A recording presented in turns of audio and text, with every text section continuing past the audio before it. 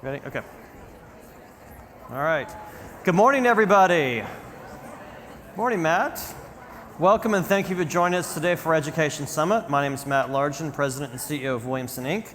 Please stand for the presentation of colors by the Fairview High School Junior ROTC Ceremonial Color Guard, and then remain standing to join us for the singing of the National Anthem, led by Poplar Grove Middle School 8th grade choir under the direction of Mr. Chris Strzelecki. Forward, march, up, all right, march, up, march time, march, left turn, march, colors, hold, reset, colors.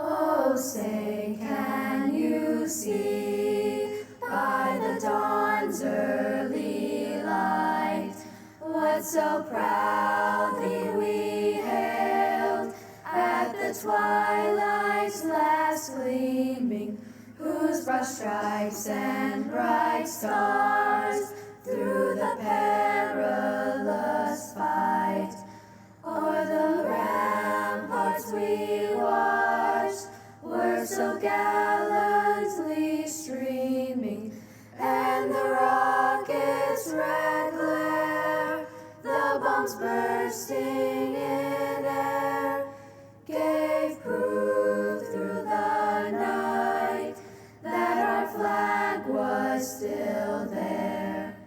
Oh, say, does that star-spangled banner yet wave o'er the land of the free and the home of the brave? Order, colors, right turn, march, forward, march, up, colors, hold, order, colors.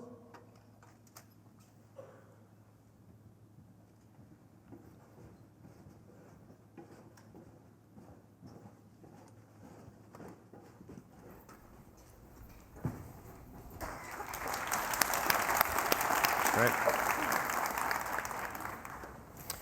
I want to start the program by thanking our presenting sponsor and our economic development partner, Tennessee Tech. Our entire team had a chance to visit their campus a couple years ago and were left incredibly impressed with the great work happening on their campus to help educate and train the next generation of workers, really all across the country.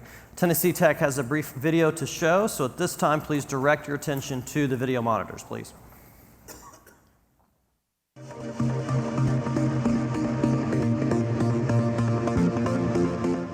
Williamson County and Tennessee Tech University have a lot in common.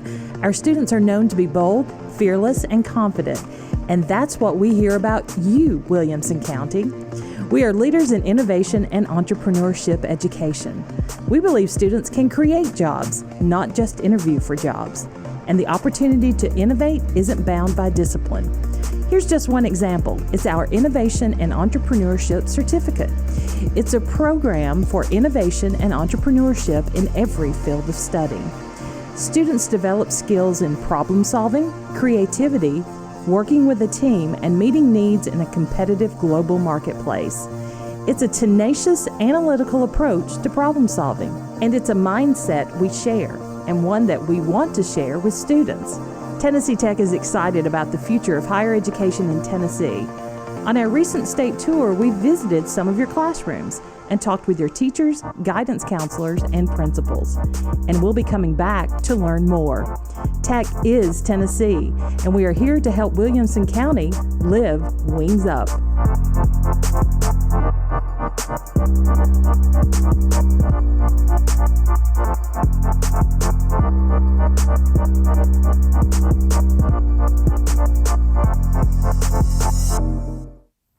Great. Thanks again, Tennessee Tech, for your generous support of this event. Before we begin, one, this was our goal for this every year is always to bring the classroom to you. And I think it's really important that people in our community understand the great work that's happening behind the scenes in our schools. I also want to make it clear that this event is just a small showcase of the great things happening each and every day in our public, independent, and homeschooling communities that work in concert to create the educational ecosystem that's the backbone of Williamson County. I also want to take a moment to recognize the important role of Columbia State in our economy. They have a student population of nearly 2,400 students, surpassing every enrollment expectation, and they serve as the first institution of higher ed for many of our students. They're an outstanding economic development partner with ours, led by their campus director, Dr. Daryl Lampley. Daryl, I know you're here. I saw you here earlier. Daryl, could you stand so just we could recognize the great work of Columbia State? Thanks, Dr. Lampley.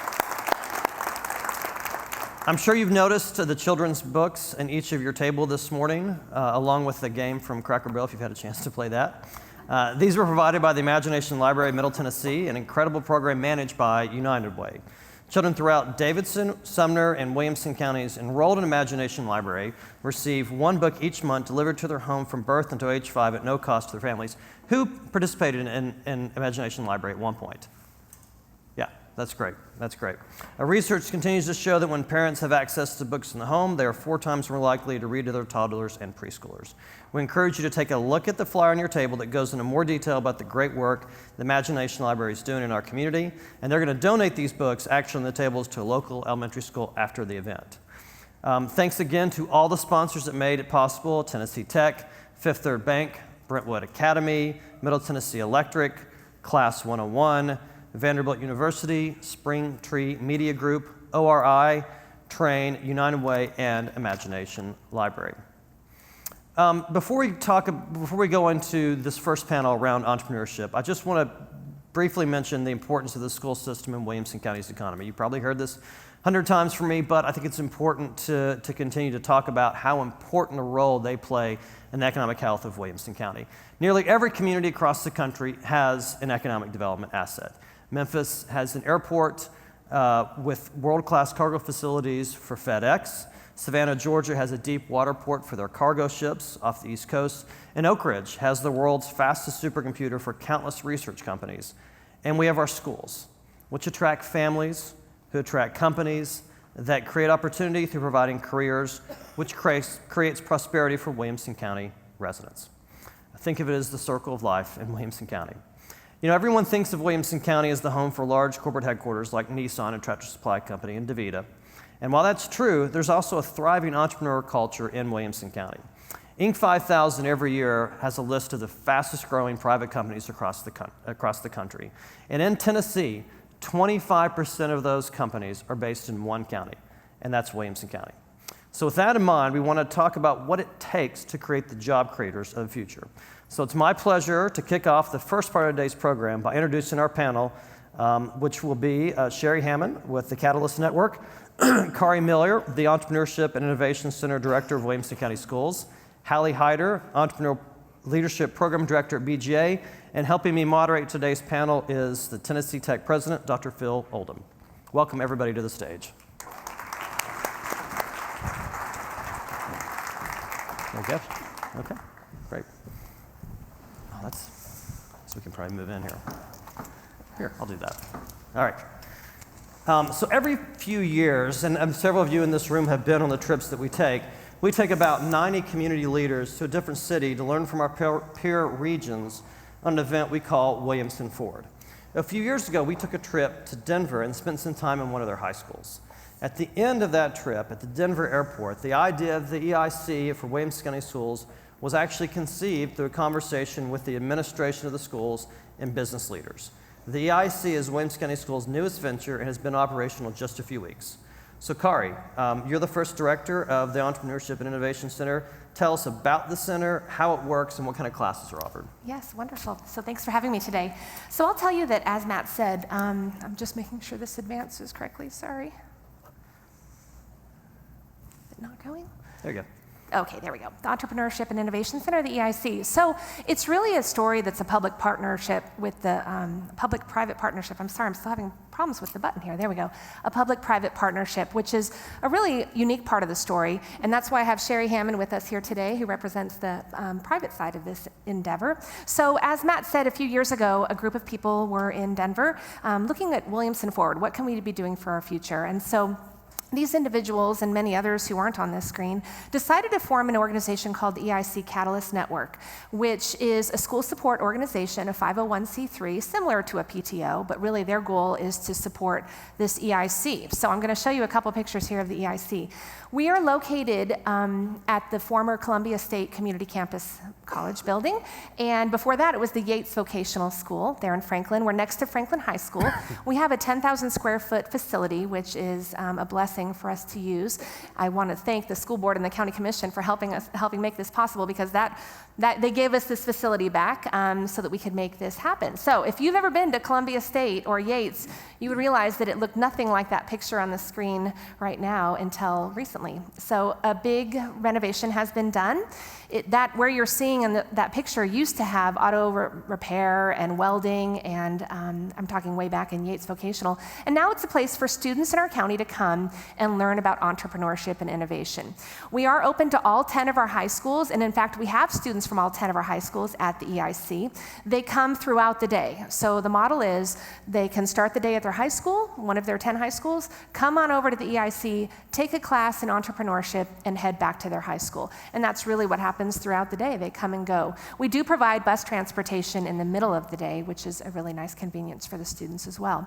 When they are at the EIC, they're basically in groups of 3 or 4, and they are opening a real live business under the roof of our EIC there next to Franklin High School.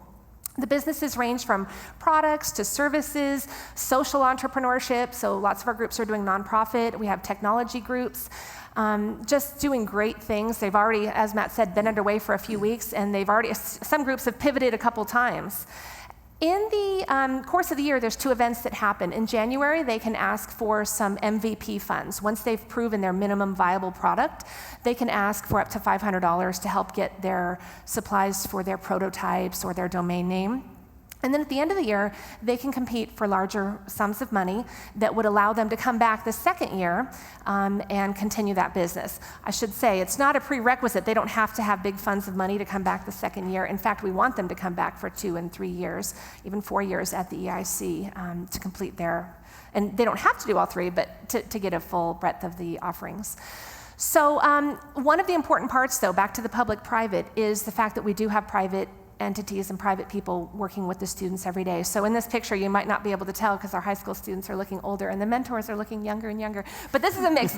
Every table we have, those represent different businesses, and they each are paired up with a mentor and different industry experts who come weekly to help support the students as they go through the year. So we have a few different types of volunteers. We have mentors who do come every week.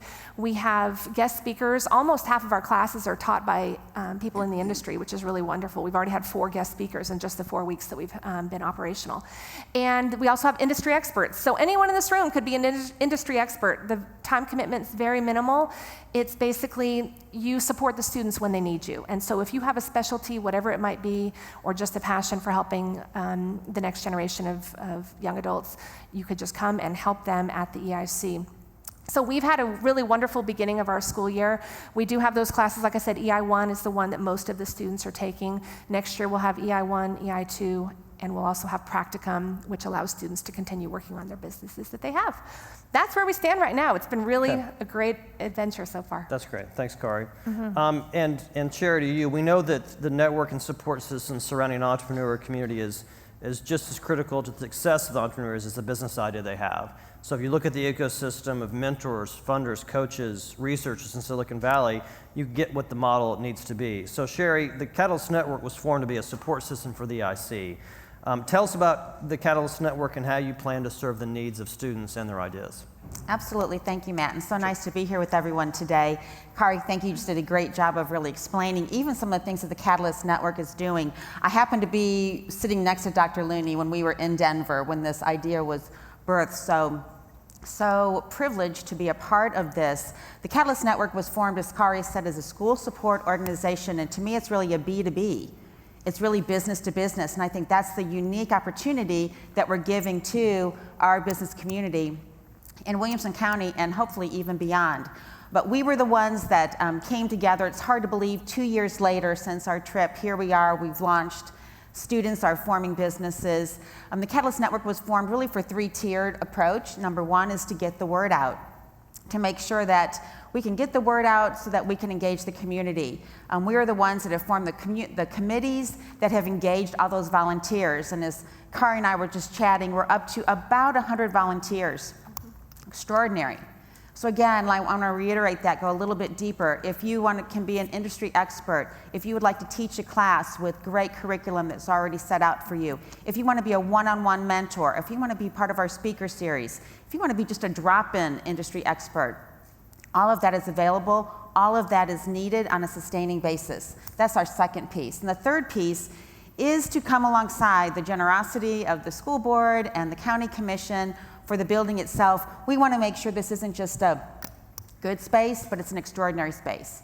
And you've already seen the pictures of that. So we've got a pretty heavy lift over the next 3 to 5 years. We right now say we've got about a $2 million lift, but that can be parsed into a myriad of ways. One-on-one donations, coming alongside and let's say supporting one of our pitch nights, supporting one of the Shark Tank nights, lots of different ways to help. But that's what we as the Catalyst Network are coming alongside and doing. That's great, thanks Sherry. And if you open your Tennessee Tech packet you have at your seat, you'll actually see a flyer for ways to get involved with our schools. And one of the ways is through the Entrepreneur Program. So I'll reference that later, but just so you have that. And if you fill it out, and just it's very simple, just leave it at your seat. Our team will pick it up afterwards. Dr. Oldham, I believe you have the next few questions. Yeah, Holly, let me ask you, Williamson County is certainly known for having some great independent schools with great academic reputations and strong heritage.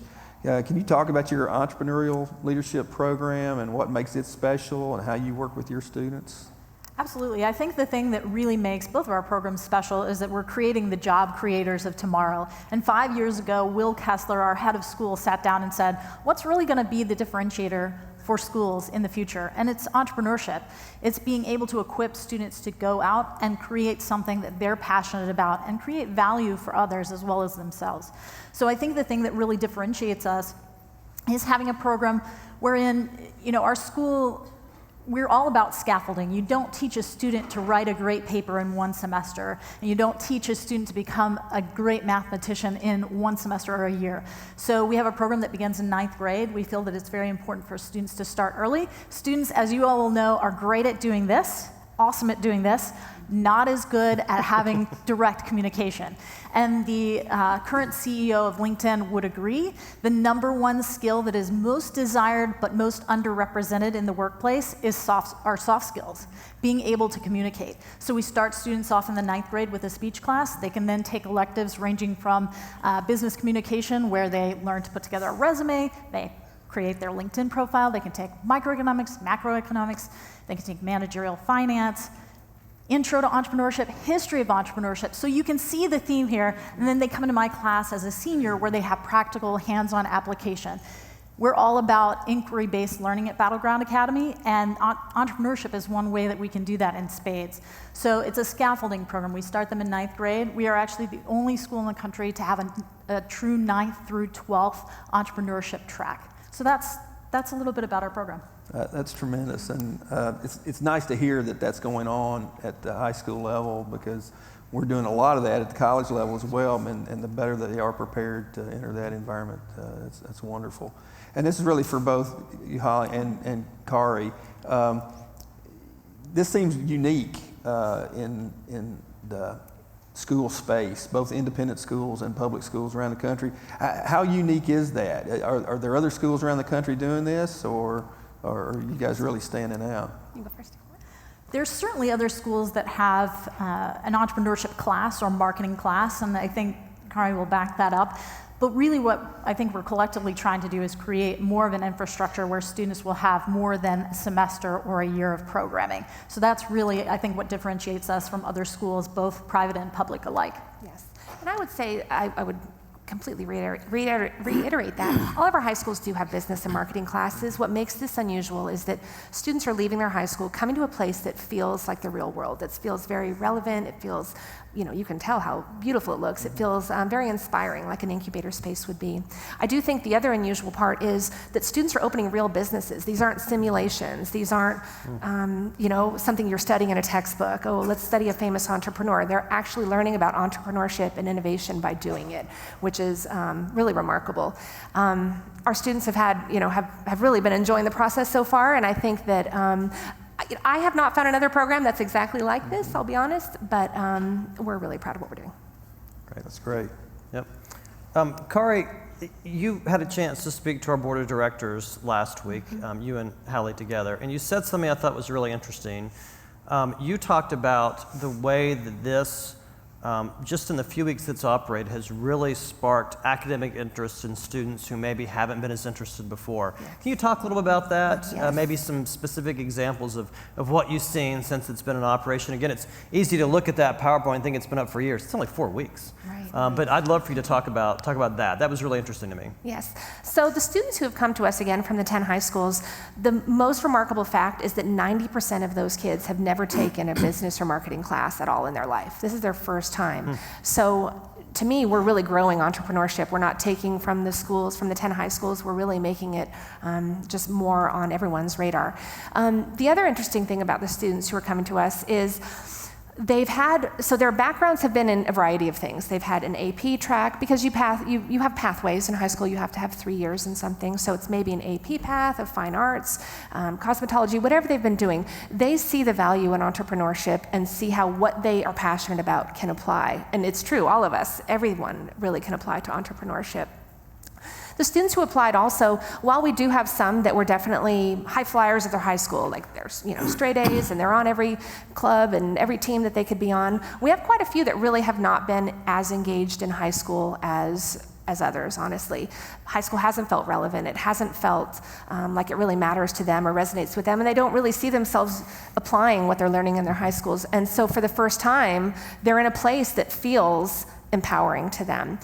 We've had some parent nights and different student events, and the students have said, well, first of all, they don't want to leave. When they get here, do I have to go back? Sorry, you need to go back. But the parents say it's the first time really since elementary school that their students come home talking about school, talking about what they're doing, about the mentors they've met, about the business they're working on, about just what their future might hold for them. And so I'm really proud of that. We're giving a lot of students just a goal of what they could be doing in their future. That's great. I'm sure at this point everybody's thinking the same thing I'm thinking. I really wish we had this back when I was in school, right? Especially one person in the audience, I know. So Dr. Oldham, you mentioned this in references earlier about the work that Tennessee's Tech doing to help create and support entrepreneurs. So it's kind of a two-part question. One, talk about, in your experience in education, how you create that seamless transition from kindergarten really to a job, post-secondary to a job. But secondly, talk about some innovative programs that you all have started or supported in your tenure at Tennessee Tech with companies throughout Tennessee. Sure. Well, seamless transition, that's really important, particularly in today's world. We know that graduates are going to have multiple transitions in their life. I think the statistic is the average college graduate today is expected to change careers about 8 times in their life. And so they have to be agile, they have to be fluid, they have to be capable of navigating that change throughout their life, which makes it really difficult on the front end because you don't really know what to expect and what to predict. We also know that most of the jobs being created today didn't exist even a year or two ago. So it's changing extremely fast, and so it pushes all of us to keep up. But getting back to those soft skills sort of go beyond any particular disciplinary confine and really enable those students to migrate successfully. So, as far as helping students prepare and making it relatively seamless, we need to make sure that there's great partnerships throughout the educational establishment. And we've been very fortunate locally with at Tennessee Tech with Putnam County Schools and our region being able to integrate across platforms across institutions. Our local community college partner, Volunteer State, is a great part of that. But we try to engage throughout the state with all school districts and all the community colleges and even the TCATs in order to allow students to kind of step in and out of the educational establishment at the right time in their career and their life, and so that they can continue and they have as little wasted time as possible, because we know that also increases the cost to get them prepared. So we have we've established a local educational center in Cookeville. Actually, it's a couple of miles from our campus, the Cookeville Higher Education campus, where the Tennessee College of Applied Technology from Livingston has a presence, Vol State Community College has a presence, and Tennessee Tech has a presence. And so those students that want to take part in the Tennessee Promise, for example, have an opportunity to do that locally.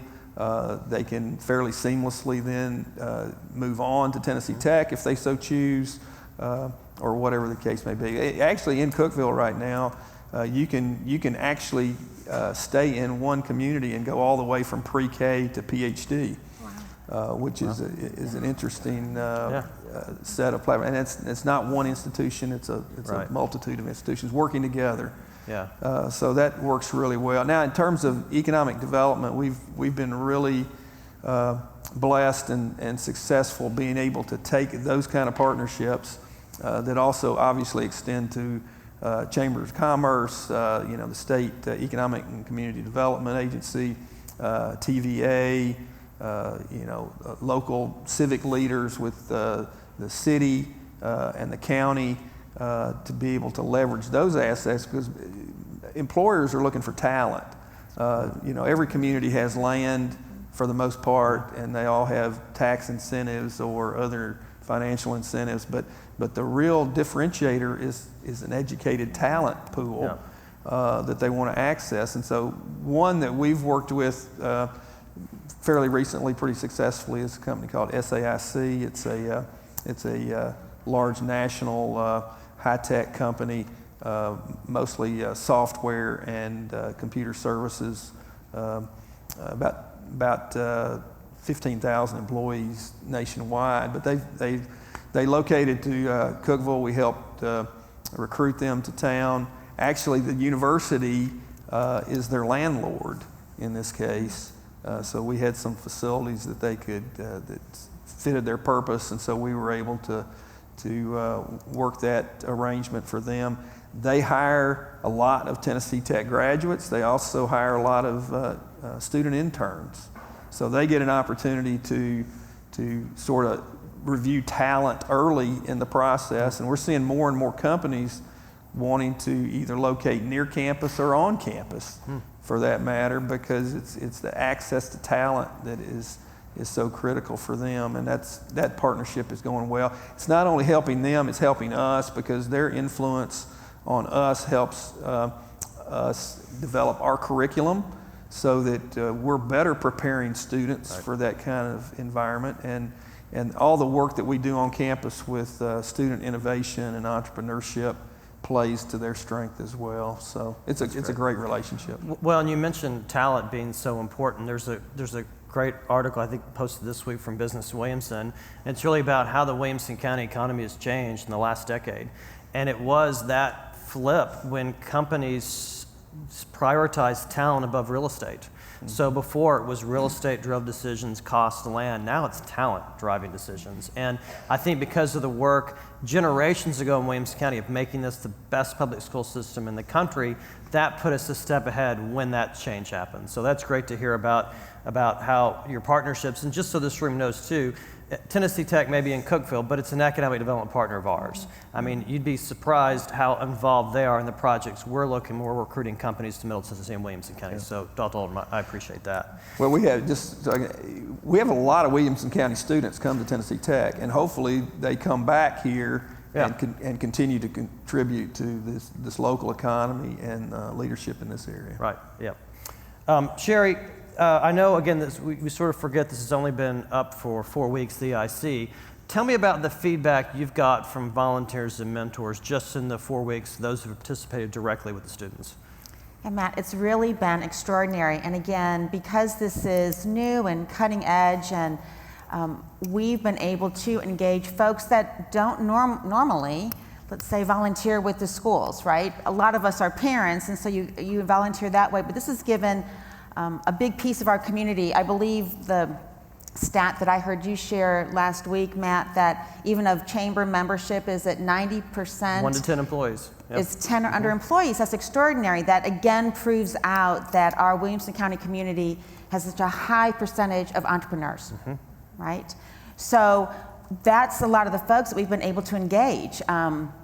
And what we've heard back, some of those folks, they were even nervous going in. Oh my gosh, am I going to be able to be well equipped to serve with students? And then they come out of the creation idea, for example, that day, and they are so pumped and excited themselves.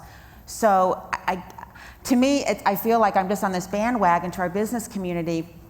This is the opportunity that's right now relevant and cutting edge that you don't want to miss. You don't want to miss being a part of. I'm going to go back and just affirm what's been said. As Hallie, I heard share last week, in the next 10 years, 60% of our jobs will change and they'll look different. As we always say at the Chamber, and as a former Chamber board member, our #1 asset in Williamson County is our education system. So if you take that and match that up with what the businesses are saying, our #1 need, as Dr. Oldham just said, is a prepared and educated workforce. This is that. I mean, we are actually doing it. This is that. So great feedback from the community. We need more. We need more, as Matt said. There's a place for all of you. So please come see me afterwards, and we would love to get you hooked up. Great, thanks. Dr. Oldham? I've lost my place, sorry. That's all right. Holly, I got caught up in the conversation, sorry. This one's for Holly. Talk about some of the business partnerships at BGA and through the Entrepreneur Program. How have you set those up, and how has it been most helpful to students? What's the practical implications of some of those partnerships? Much like what's going on in the Williamson County Schools, we're very codependent with the community. We have to have people engaged with our program to make it worthwhile for our students. So one of the ways that I find volunteers is going to local events, going to the National Entrepreneurship Center, going to meet and greets here in the Franklin area. Really, anybody that I come in contact with at events like this, it is always an open ask and an open invitation. If you have a skill or experience that you can bring forth for our students to learn from, I would love to hear from you. So I think it's probably an open call for all of us. We really benefit from having your partnership. So I think that's probably the main way that I get in touch with people. Certainly having a strong alumni base is helpful. Find that there are people who are willing to raise their hands and help very proactively, and I'm very, very grateful for that. But I think one thing where I fall short is I'm just one person. So I only have so much experience, and even though my concentration in business school was entrepreneurship, I eat, sleep, and breathe this. I love teaching entrepreneurship. I'm not gonna have every single skill set or industry knowledge to be able to equip my students to really go after what they want to go after. So I'm always looking for subject matter experts, people who are passionate about what they do, to be able to pour that into our students. So again, I would make the same call. Please come and see me. I would love to give you my card and have you help our students in a very special and unique way. How do the students respond to the interaction with the private partners? It's really fantastic. And the one thing that everybody in this room has that students don't have, is experience. They have all the drive, they have the passion, they have almost no fear of failure, which at our age, we have that. It's like, oh, should we make this move? I don't know. What are the repercussions? High school students this is the best, and I tell them all the time, this is the best time for you to be an entrepreneur. You have almost no fear of failure, you have no commitments, no ties. Think about what you're passionate about and go after it. And so when they come into contact with mentors who can kind of transfuse what they know into someone who has that kind of talent and passion and no fear of failure, it's really rewarding, and it becomes a true quid pro quo. The students get as much out of it as the mentors do. So it's really a special interaction. I have, at the end of the year, we have students, they come up with their own ventures, they get to the point of launch, and I have 2 entrepreneurs who have come through the process of being entrepreneurs, soup to nuts, stand beside them, along with an IP attorney who helps advise them in things like copyright, IP, how do you incorporate, how do you become a business, how do you secure all of your rights. So that is a really special partnership between the students and their mentor team, and it's one that just really isn't replicated anywhere else in the school. Sounds like you got a great job. It's fantastic. I love what I do. Oh, that's great. Hallie, what does the curriculum look like? You referenced it earlier in your introduction, but what does that look like 9 through 12 at BGA for this program? Sure. So again, we start students in 9th grade with speech class because we want to make sure that they become good communicators. Yeah. We want to make sure that, great, they can be a problem solver, right? We can give them all kinds of problems to solve, but can you communicate that solution effectively? That is really what makes the difference for an entrepreneur, being able to give that pitch and being convincing, and having a venture capitalist or just someone who wants to help you bootstrap say, yeah, you know what, I'm going to give you the funding to go after this. I believe in you. You've told a really compelling story. And entrepreneurship is really all about storytelling. It's how effusive and convincing you can be in your plea to someone to support you. So they start off with speech, and like I said, they go through a number of different courses. I want to make sure I don't miss any. Economics of Business, which is basically intro to entrepreneurship. We use Steve Blank's model out of Stanford, the Lean Launchpad. Business communication, which is kind of like the next step up from speech. Microeconomics, macroeconomics, civics, or social entrepreneurship. One thing that I always want to stress within this program is that you can do better by doing well by doing good, right? It's great to make a profit. It's even better if you can make a profit and do good in the society at the same time, in the community at the same time. You can also take managerial finance, so understanding how do the numbers work behind starting a business. That's of critical importance, and no pitch panel will let you get away without answering those questions. And then, as I mentioned earlier, the students come into my class as a senior where the practical application happens. And this is where they partner with entrepreneurs who are literally trying to make their venture happen at that particular moment, and the students come alongside them and help them answer a critical question that they're facing right at that moment. So as you think amongst yourselves, if you or people you know are entrepreneurs, have them come see me, because the students end up being a true value in their partnership to you in that process.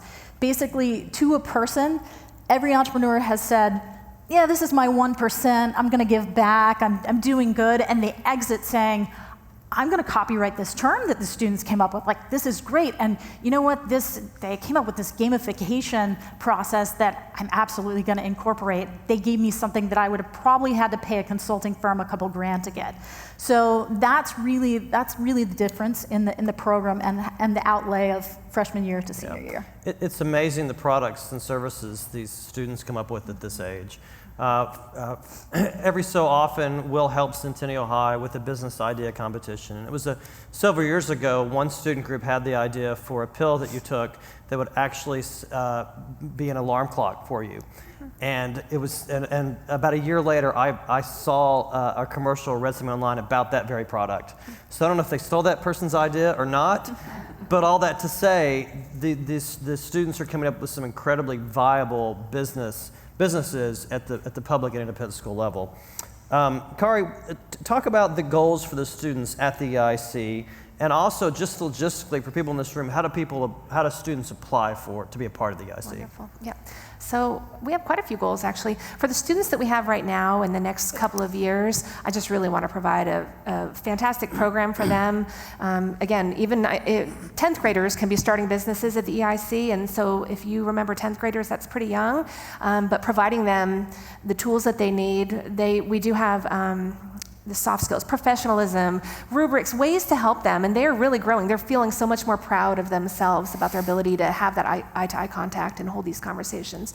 The businesses, we have 35 businesses that we're opening this year, the students are opening, and so just making sure that those are really robust and they're getting a good experience. Then, of course, moving forward, we like to grow the program. continue to offer it to more students, and I'll circle back to the application process.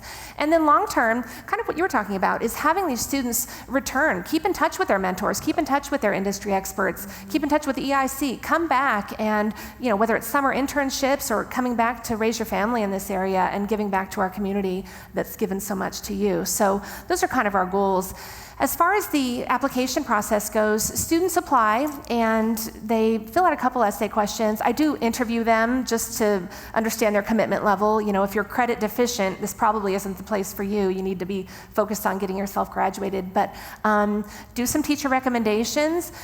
But really, I'm looking for students that this meets a need that they have not found yet at their high school. So there is not a GPA requirement, things like that. Just if you're interested, let's bring you on board. That's great. Thanks, Corey. Will, we've got just a few minutes left. Dr. Oldham, is there anything that you want to share with this group about your experiences around your entrepreneurship initiative at Tennessee Tech that people should know about? Anything that you think is interesting, or enlightening given this conversation on the stage this morning? Well, I think what you're already hearing from everybody here is that students have this great capability to create, and it's sort of internal, intrinsic within them, and so to whatever extent we can create ecosystems, in our schools, on our campuses, in our communities, to allow those young people to do that, and just give them space, give them a playground to do that in, where it's safe and where they have some encouragement and some mentoring appropriately. They can do amazing things. We put in what we call the ICube on campus. You've been and seen that, Matt. And that's basically what it is. It's a sort of a high-tech playground for students to get in and engage, and they just self-assemble around project ideas and concepts, and they don't talk about what they major in or what they're studying. They talk about what they're excited about and what they're interested in, and it's an art major working alongside an engineer, working with a nursing student and somebody from the College of Business, and they just they create some amazing things. They work together in teams. They develop some tremendous skill sets in terms of social interaction and how to work together to solve real problems. And they come up with some great solutions. And they don't always work. And we know that that's true from entrepreneurial life. There's more failures than there are successes, but they learn through that process, and it makes them that much stronger and much more confident. So whether they end up starting up their own business in their life, or they work for a larger corporation and work entrepreneurial within that kind of context, they're a better employee, they're a better contributor to society, and they're much more confident in their life and what they can do and how to support their family. So it's exciting. All the gadgets that we have to play with are neat and fun. But the best thing for me is when I walk into these environments on campus and see the students' eyes light up, and they immediately want to pull me over and show me what they just did. Yeah. And most of the time it was like 3 o'clock in the morning when they did it, because I don't know when they sleep, but it's because they're passionate about it. And it's a lot of fun to be around. You're in a good spot if the students are proud of what they did at 3 o'clock in the morning as university president. Dr. Oldham. It's true. That's a good point. Yeah, that's right.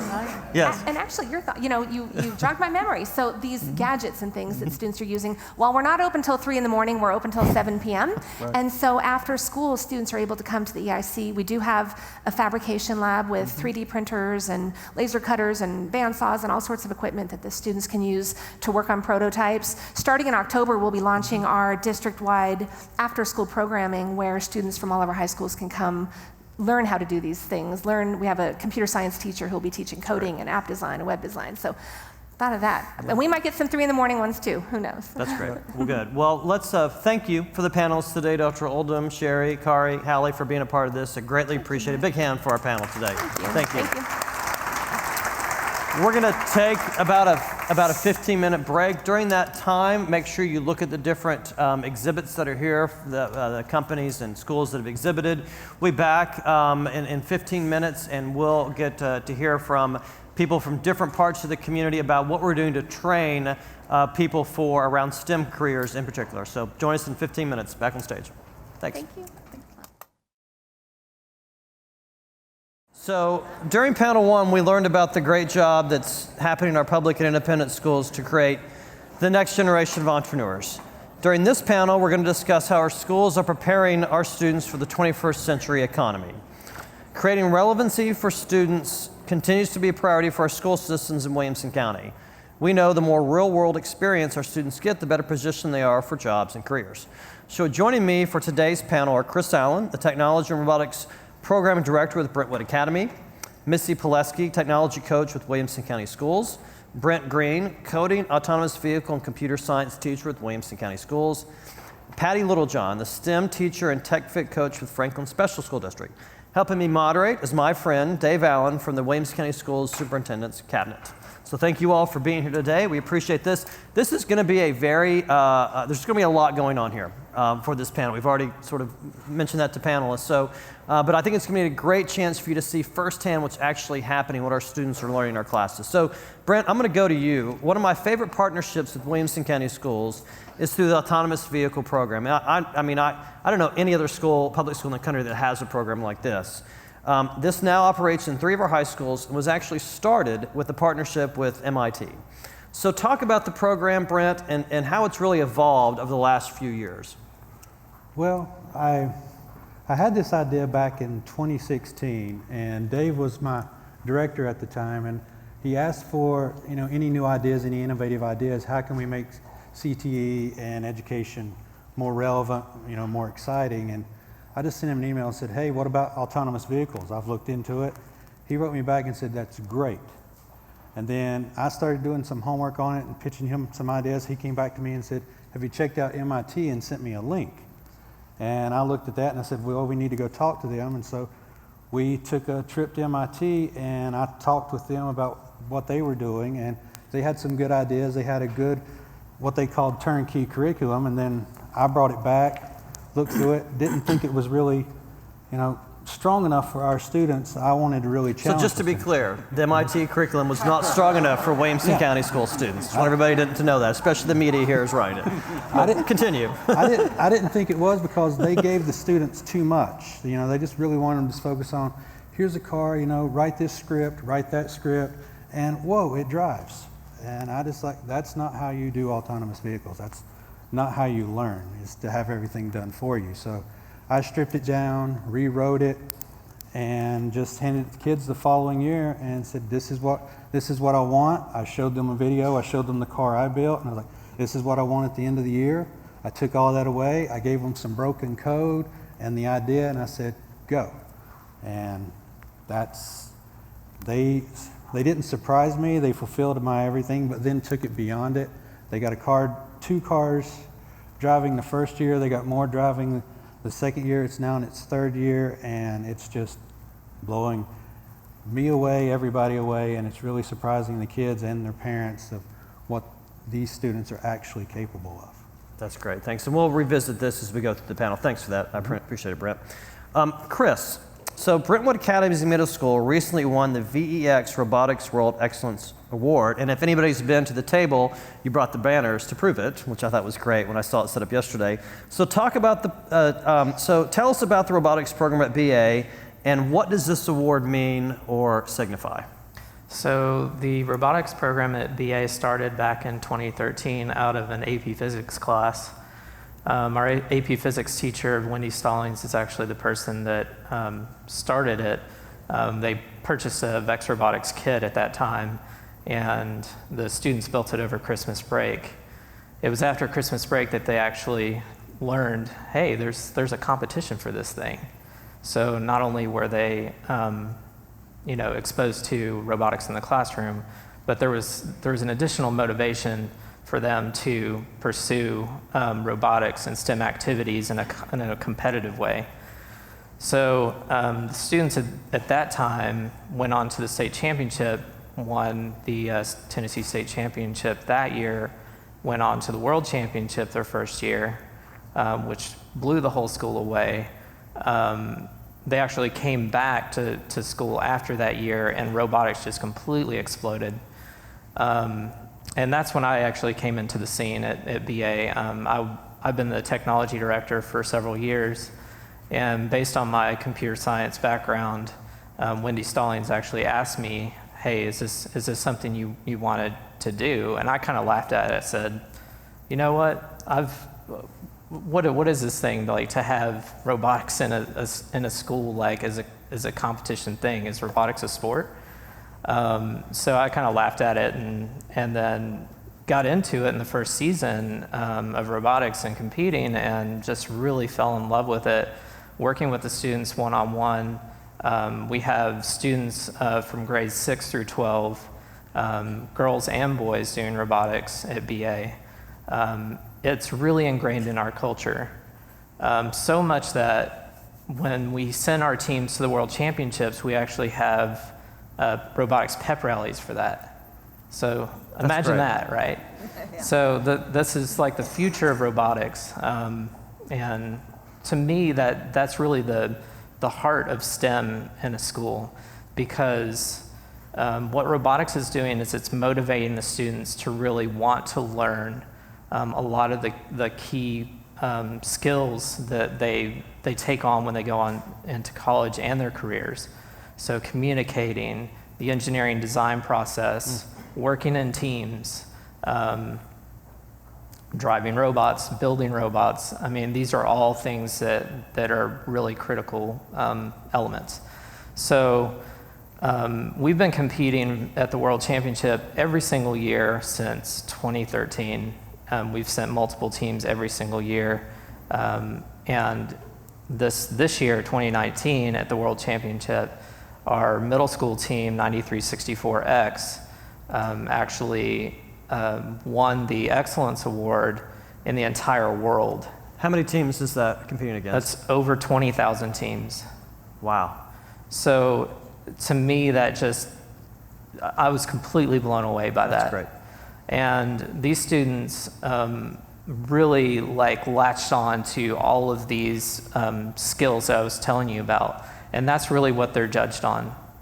They're being judged on, how well they can communicate, how well they can drive the robot, how well they can build the robot, how well they interview. So all of these things our students are really learning at our school as a result of robotics.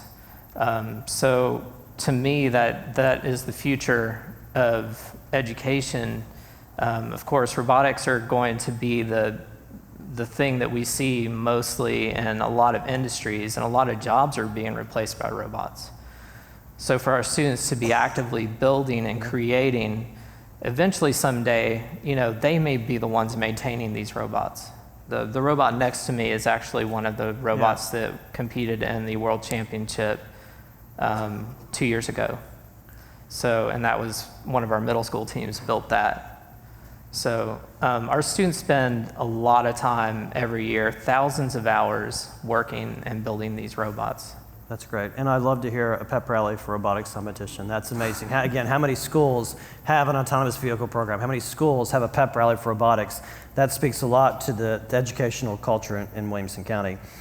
So, we know when it comes to STEM careers, it doesn't just start in high school. It starts earlier, middle school, sometimes even in elementary school. So, Patty, with Franklin Special Schools, tell us about TechFit. How does this program prepare our students for being a vital part of the Williamson County economy, or at least get their start to being a vital part of the Williamson County economy? TechFit is a program sponsored by Purdue University, and it's funded by the National Science Foundation. And 2 years ago, Franklin Special School District, Dr. Snowden and his staff at Central Office okayed for us to get necessary computers and things that were necessary to help with the program. And so we're a Mac school. It took Dell, so Dr. Snowden arranged for us to get some Dell computers to work, because the Nano Navigator program only works on the Dell computer. And so we were able to get a team. The first year we went to national finals and we were runner-up. And this past year we went to national finals and we won first place in the nation. And so we were very excited. It is a program that starts with the students, and the students create their own ideas. They have their own ingenuity, their own problem solving, their own creativity goes into it. And what they do is they begin problem solving, which to me, that is the greatest task of TechFit. And what they do, they start with a theme. They decide what their theme is going to be for their program this year. Then they are required to develop and create games that cause the heart rate to increase because each student has to have a Mi Band and record heart rate. And the whole thing is, how can students in middle school stay active and at the same time use technology? And so that is the proponent for TechFit. It's keeping kids active in middle school and yet at the same time learning technology. So they start developing exergames. They have to do the physical components. They build all the components for the game. They then have to learn how to do flowchart programming on a Nano Navigator computer, which we have 2 here today that we'd love for you to come up and see what they've done. Once they do the flowchart programming, then they have to wire their hardware to the computer. And once they've done that, there's a whole series of the rubric for this program. They have to have buzzers and sensors and lights, counters and timers. All of these things have to be visible for your program. The students then put it all together, use a simulator, make sure it works, and then they're ready to present their exergame. And it is literally an exercise game that can be multiple parts, and it's on a timer, and you're trying to see which team can beat another team. So it really is problem solving at its greatest at middle school. That's great. Good. And I think there's a demonstration or a shout out, I believe, after this After part? your next question, I think well, the next, do it? sure. Well, you can go, so I think the next part is, because you started this competition at Purdue, how can the business community help support the efforts of Franklin Special? We would love to have some mentors who could come into our school either during the school day or after school to help our students. Even with construction, it's unbelievable. We had to build for the Angry Birds game. Our theme last year was through the decades, and we did video games that were popular through the decades. And so the game we brought today is Frogger to demonstrate for you. But we need mentors who could come into our school and help solve problems that we're having trouble with, or even telephone numbers of people who would help us. In December this year, Franklin Special School District has agreed to sponsor a regional competition. It's the first time they've ever done this before the nationals. And we will be inviting schools from Kentucky, Tennessee, and Georgia.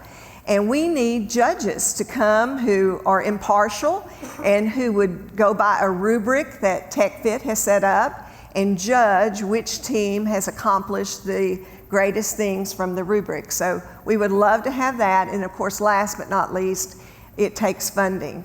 And our school district worked so hard last year to help us. It cost us about $7,500. Poplar Grove Middle School and Franklin Freedom Middle School both had a team.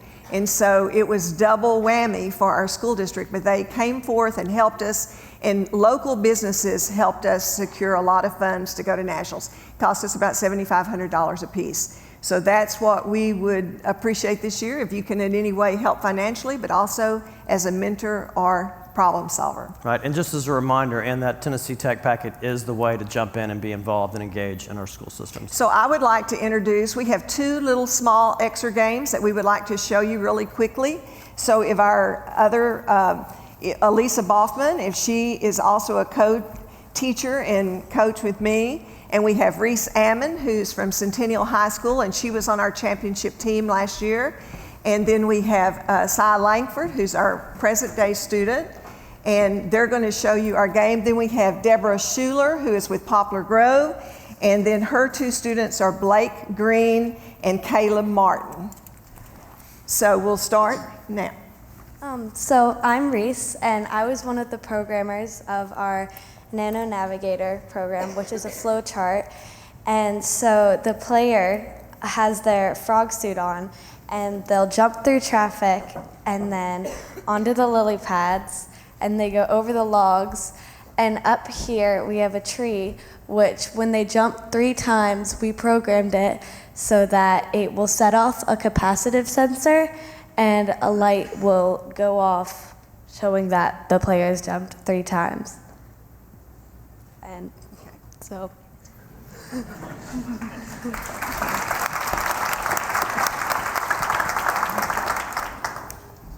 Hi, I'm from Poplar Grove. I'm Blake, and I'll be demonstrating.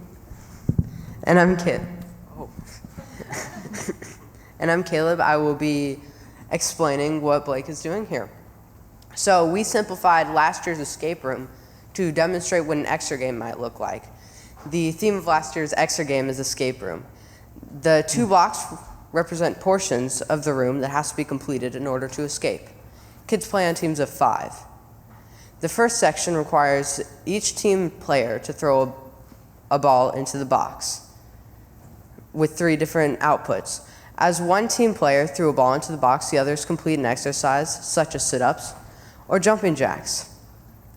Once all exercises have been completed and balls thrown into the box, a buzzer sounds. And the students move on to the next challenge. At this section, the next player will push a button and the stack light will light up one of 3 different colors, red, blue, or green. The stack light will tell teammates how many squats to complete.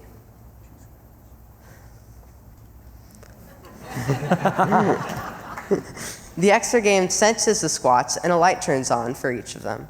Once all team members have completed the step, the display shows the amount of time it took to escape the room. 1 minute and 25 seconds. That's great. So I know, Dave, you're going to jump into the next series of questions, but I'm just curious, where did TechFit came from? How did this originate? I received an email from Purdue University, and they had sent an email to local school districts and saying for a STEM teacher, and so I teach STEM. And so I replied, and at first we didn't think we could do that because we were MAC school. But once the central office got the information and our principal, then we were able to have it at our own school. So the first year, Freedom Middle just did it, then last year, Poplar Grove joined us. So we have 2 teams, but it's right now there are 12 states that are participating, and about 33 schools are participating in the program this year. Okay, great, thank you, appreciate it. And again, this is bringing the classroom to you all today, I think. Dave? Well, Matt, first of all, I have to take the privilege of sitting up here. I've got to thank you and Williamson Inc. I can't overstate how important this partnership is that we have with Williamson Inc. And Matt's really the driving force behind that. He always invites us to the table, and the conversations that we have with our business partners are what start these partnerships that we have and the programs that we have in our schools. So I saw Dale Lynch, the executive director of Tennessee Organization of School Superintendents, and other superintendents from across the state. They're here because this is a unique partnership that we have. I mean, a lot of people say that they have a partnership with their chamber on paper, but in my previous role as the executive director of career and technical education, every day I got to see that come to fruition. And so we're highlighting a few programs here today and a few of those partnerships. But Matt, we could go right down the list. When we were starting an unmanned aerial system program, we needed a business partner. We call our chamber. We get connected with a partner to help us get that program off the ground, no pun intended. When we started a program to help students graduate high school with an associate's degree in mechatronics, we needed a business partner. We call our chamber. So I really appreciate it. We don't say it enough because it's just become a part of the fabric of what we do. But we really appreciate you and appreciate the partnership that we have with our chamber. So I get to introduce Missy Pulaski. Thank you. It's our pleasure. So Missy, your official title is superstar, is that right? Is that your official title? So technology coach. You're a technology coach in Williamson County Schools. What does the technology coach do in the Williamson County Schools? And you're one of, we have 8. 8 technology coaches. Yes. Tell us about your role. So my role is a little unique. For the technology coach in Williamson County, my specification is for STEM and Learning Commons. And what that entails is I have schools that I go and take care of. I provide professional development for the district. I support the schools right now for the STEM and Learning Commons that we are doing.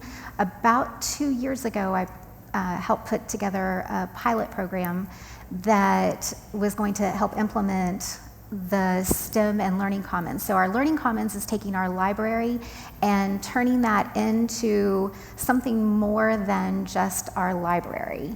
And we want that to really be the hub and the center of the schools. So we've talked so much this morning about how we want the innovation and we want the engineering model and we want students to be innovators. And that's really what our Learning Commons is becoming for our students. So I help support that and help put the curriculum together for it and help support the librarians as they do their lessons and the technology TAs, and then I help the teachers as well. So I go and model lessons for them, help do professional development, and then also help with our teacher and student accounts that we have online and all of our online textbooks with the dashboard. So I have a very wide job description. Yes, you do. You do a great job at it. The Learning Commons, as you mentioned, it's an idea with the Media Center. We actually stole from the Naperville School District when we went to visit them as part of our benchmarking consortium. One of the things that we learned from them is that their actual circulation and number of books that are checked out in the library actually increase even though they're doing more STEM-related activities. Tell me a little bit about that. Why are they checking out more books when they have other things to do in there? Well, it's because the book, and the funny thing is, when you start that process of creating a Learning Commons, you have to downsize the number of books that you have in the library. So there again, it kind of seems a little bit of a contradiction. You're taking the number of books as a whole out of the library and decreasing your circulation number, but the number of books that you have going out of the library increases, because it goes back to a word that we heard earlier about the passion of what you're using to drive students to get into the library and what their interests are. They are interested and excited about what they're doing. So we're providing opportunities for them to be problem solvers, and we're giving them a little bit more opportunity to come in and go, okay, so if we use this book as a reference or a starting point, one of the main reasons or ideas that we use for the lessons is empathy. Empathy has become a huge part of what we're doing with our lessons. When I started on this program and putting some of these things together, I was listening to several TED Talks and doing a lot of research. And one of the things that kind of caught my attention was that if you really want to make a change maker in a student, is that you have to have empathy as that driving force. Because think about it, if you go and you Google something or you look something up in your personal time, or if you're looking up something and you're interested in it, it's because that's something that piqued your interest. And those are the things that drive students as well. So empathy is what gets us involved in our community. It's what gets us involved as adults. And that's what helps drive our students. So for us to become change makers and for us to help students become change makers, empathy has become our big push. So when students come into our Learning Commons, the library, we use those books as a way to kind of launch that and then give them a chance to problem solve, work together, collaborate, and show some of those engineering skills. But then because they are interested in what they're doing, they're going and looking in the library and then checking out more books. So that's why it's been a very unique pattern. Okay, great. So there are some misconceptions about STEM out there. Some people think that STEM is all pull out or it's a place or those sorts of things. How is STEM incorporated? How is you as a technology coach, do you incorporate STEM across the K-12 curriculum? How's it embedded in the everyday life of what students do in the Williamson County schools?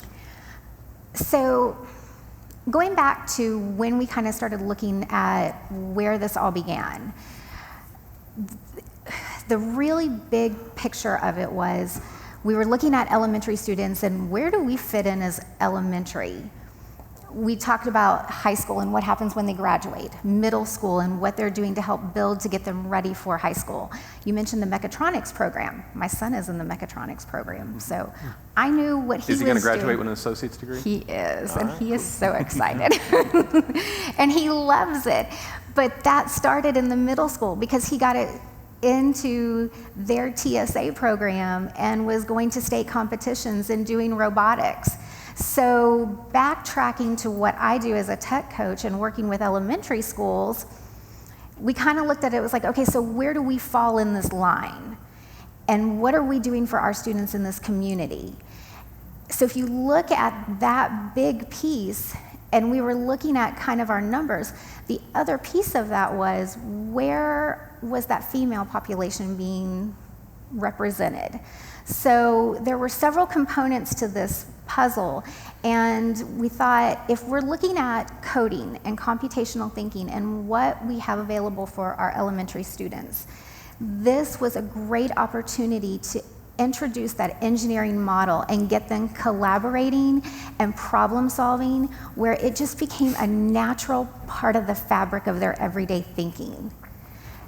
That was where we started thinking, okay, this is where we can introduce this, and if this is part of their everyday world and what they're doing all the time, by the time they get to middle school and get to high school, it's part of what they're doing and there's not going to be any difference. So when they get to the U and they go, oh, yes, of course I want to be in Fit Tech, because why would I not? That was where we thought, this is where elementary needs to start. This is our piece of the puzzle.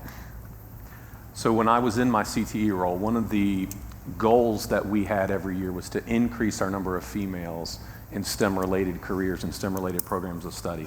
I'm giving you a softball, but how is what you're doing at the elementary schools now going to impact, do you believe, the number of females and minority students that are in STEM-related programs of study when they reach the high schools? We've already seen an increase. Part of what we've done along the way is we've surveyed the students. Every time that we've done a STEM day throughout different challenges, and we want to hear their voice. So we've been asking them questions about what they are thinking about their future, what they thought about the design challenge, giving them a chance and an opportunity to respond and let us know what they're thinking. And that feedback has already let us know that they've said, you know, I never thought about going to college, or I never thought that I was an engineer, but now I see how that relates to my love of music, or that relates to my love of reading, because like I said, we were trying to pair this with empathy and put it in the library. Because these challenges are presented in such different ways, it's in every part of what they do. So they're seeing it all around them in their world, and they're looking at it from their part of whatever they're interested in.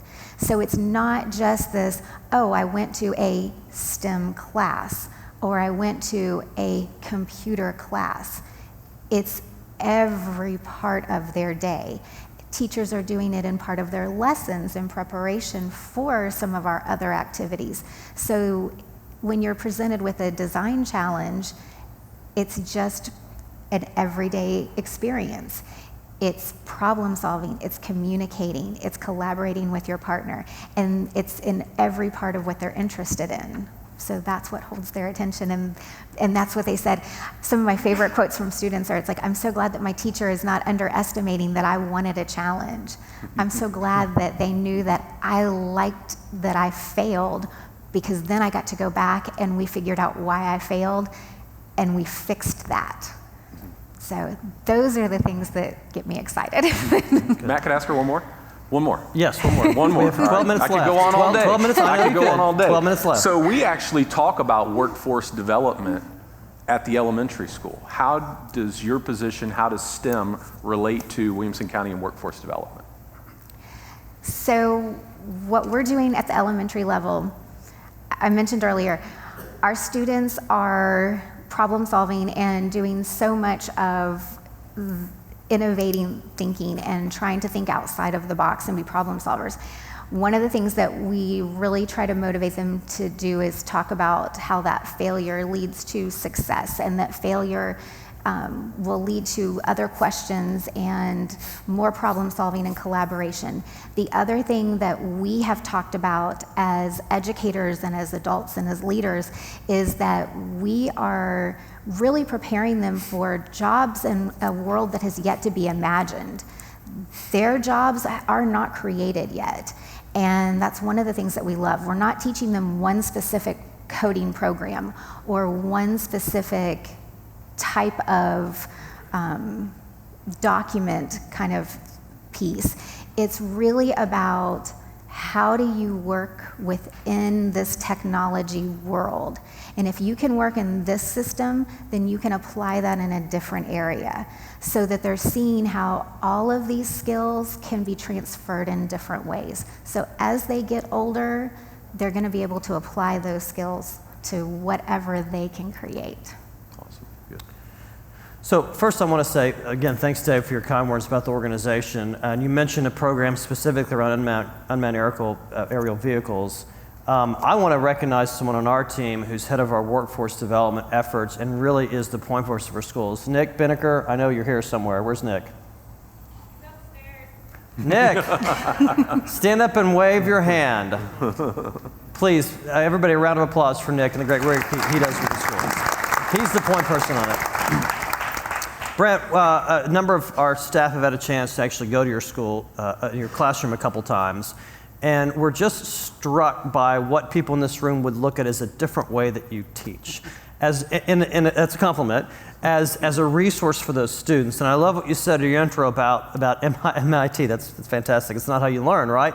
So talk about the classroom management style and the expectations of your students in your Franklin High Autonomous Vehicle class. Well, if you look at me, I don't even look like a teacher most of the time.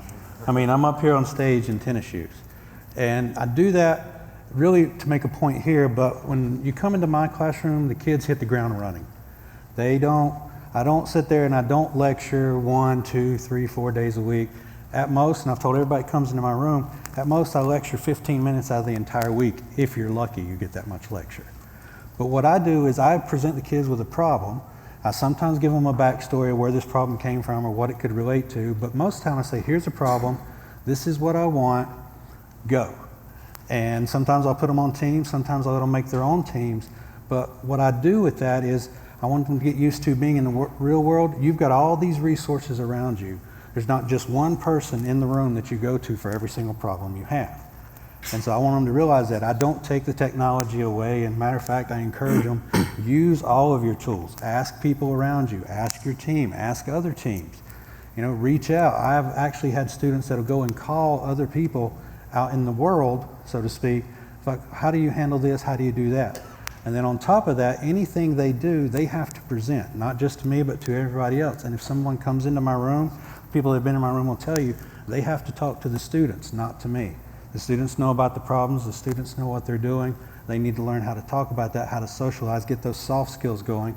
To reiterate what everybody else has said up here, those skills are important, so I enforce them in my room. You don't come to me in my room until you have exhausted everything else first. That's great. How many people manage that way? Just show of hands. Right? I mean, that's exactly the point, is this is how, when they get out of school, this is what the expectations are going to be. So we've always enjoyed the time we spent in your room and really talking and getting a chance to talk to your students firsthand. Dave, I think you've got something. We've got about 7 minutes to finish the program. 7 minutes. That means you want me to keep it short. But I want to introduce you to Chris Snyder. Chris Snyder is out in the audience back there. I hope she has a microphone. I do. Chris, could you come over this way so people can see you just a little bit? So Chris spent years at Summit High School as a teacher. She's now at Thompson Station Middle School, so she has a unique perspective. First of all, tell us about the high school and career and technical education and the program that you had at the high school.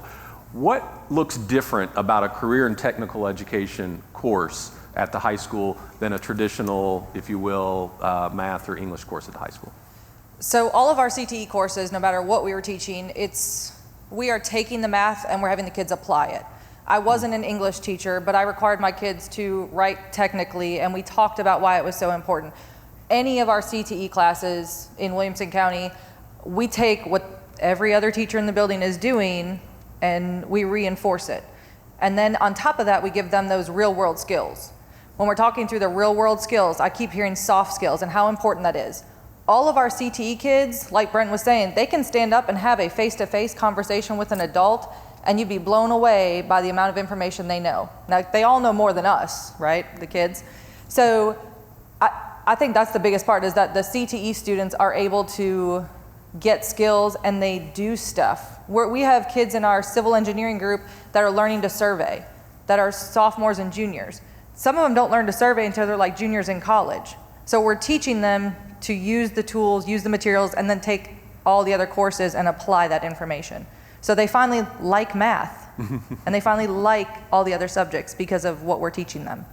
Fantastic. So you were great as a high school teacher about engaging the business community, and now you're taking that down to the middle school levels. Tell us a little bit about what you're doing at Thompson Station Middle School to engage the business partners. So Thompson Station Middle School, it's our second year in existence, and when I went there to teach STEM education, because I'm very passionate about the kids learning these soft skills, learning the STEM model, the engineering thinking, but it bothered me that out of our 700 kids in the school, I only reach 25 eighth graders first semester and another 25. I'm still missing like 100 of our eighth graders.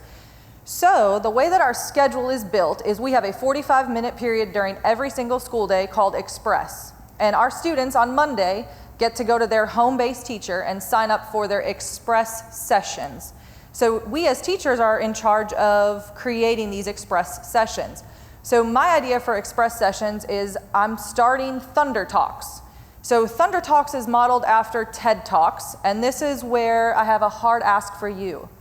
Come and do a Thunder Talk. Come to Thompson Station, volunteer it's about a 45-minute time period, and if you've ever watched a TED Talk, after you watch that TED Talk, you are engaged and you become passionate about something. These 6th, 7th, and 8th graders need to hear about what the careers actually are. Yes, we can look up definitions of what is an engineer, what is an anesthesiologist, but those of you who are practicing every day, what do? What does your day look like? And it's mutually beneficial because you will walk out of there just seeing the eyes light up from these 10, 11, 12-year-old kids who they never thought that they could they never thought they could be an engineer because you have to be really smart. Not that they're not really smart, but it's all about the application of the material. So if you are interested in doing a Thunder Talk, I'm starting to kind of set up our schedule. Please come over, see me, give me a business card. I will reach out to you. I will beg you to come and sit there. But the excitement that you will see on those kids, just that someone took the time out of their day to explain to them what you do, and you are all the experts, would be amazing. That's great. And just as a reminder, that's again in the Tennessee Tech packet, that one sheet that just has a way to volunteer in the schools. Just put your name, email address, check a box, and leave it on the table, and we'll make sure we get that back. Just a couple minutes. Chris, let me go back to you. This is one of the questions you submitted, and I think it's fantastic. So your robotics program is 6 years old. Have you had any students actually come back and contribute to the robotics program since you started? So we do have students that do come back from colleges like MIT, Purdue, Vanderbilt. A lot of these students are coming back to either mentor, our students in the middle school, but they're also coming back to volunteer at the robotics tournaments, either as referees, judges, and they're also engaged in, providing other mentoring opportunities at the tournament. Part of the mission of Brentwood Academy in the local community in Williamson County is to mentor other schools, whether it be Williamson County schools or another private school, to help them start their own robotics programs, to launch their own tournaments and things like that.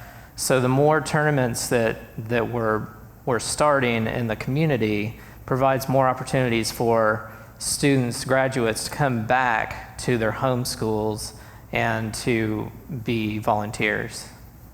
That's great. Well, and I think, again, one of the things that I talked about at the break with a few people, is the fact we have our independent public schools looking for ways that they can benefit each other and understanding having an abundance mindset. I think that's really important.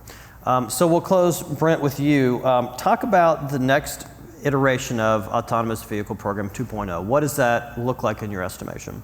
Well, I can't really tell you right now because it is a secret, but my kids are working on something right now that this year is going to revolutionize not only the school system and how it operates, but also how the city of Franklin and eventually the entire county will operate and move. So, but that announcement will be made, in the coming months of actually what my kids are doing right now.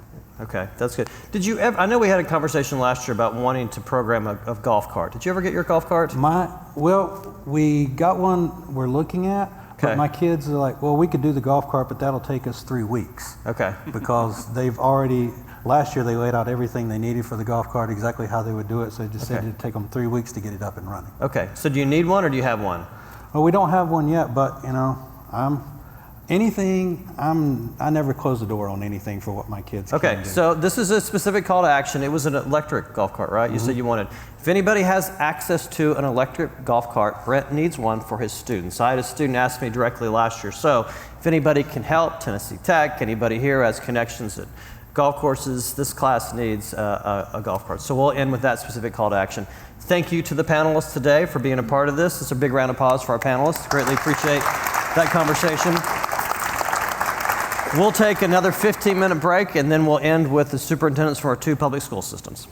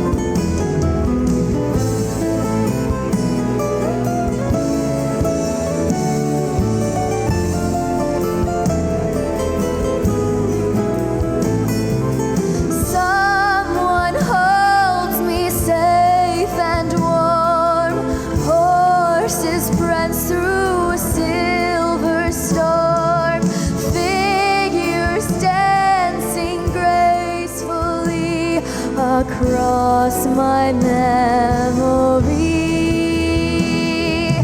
Far away, long ago, glowing dim as an ember, things my heart used to know, things it yearns to remember, and a song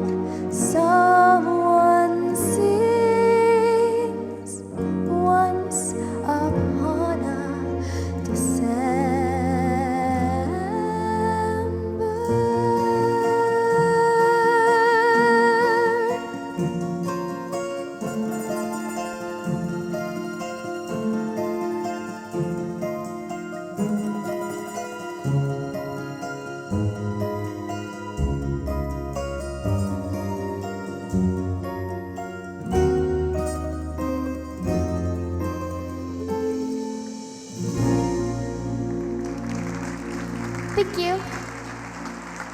Great job. Great job. Well done. That was great.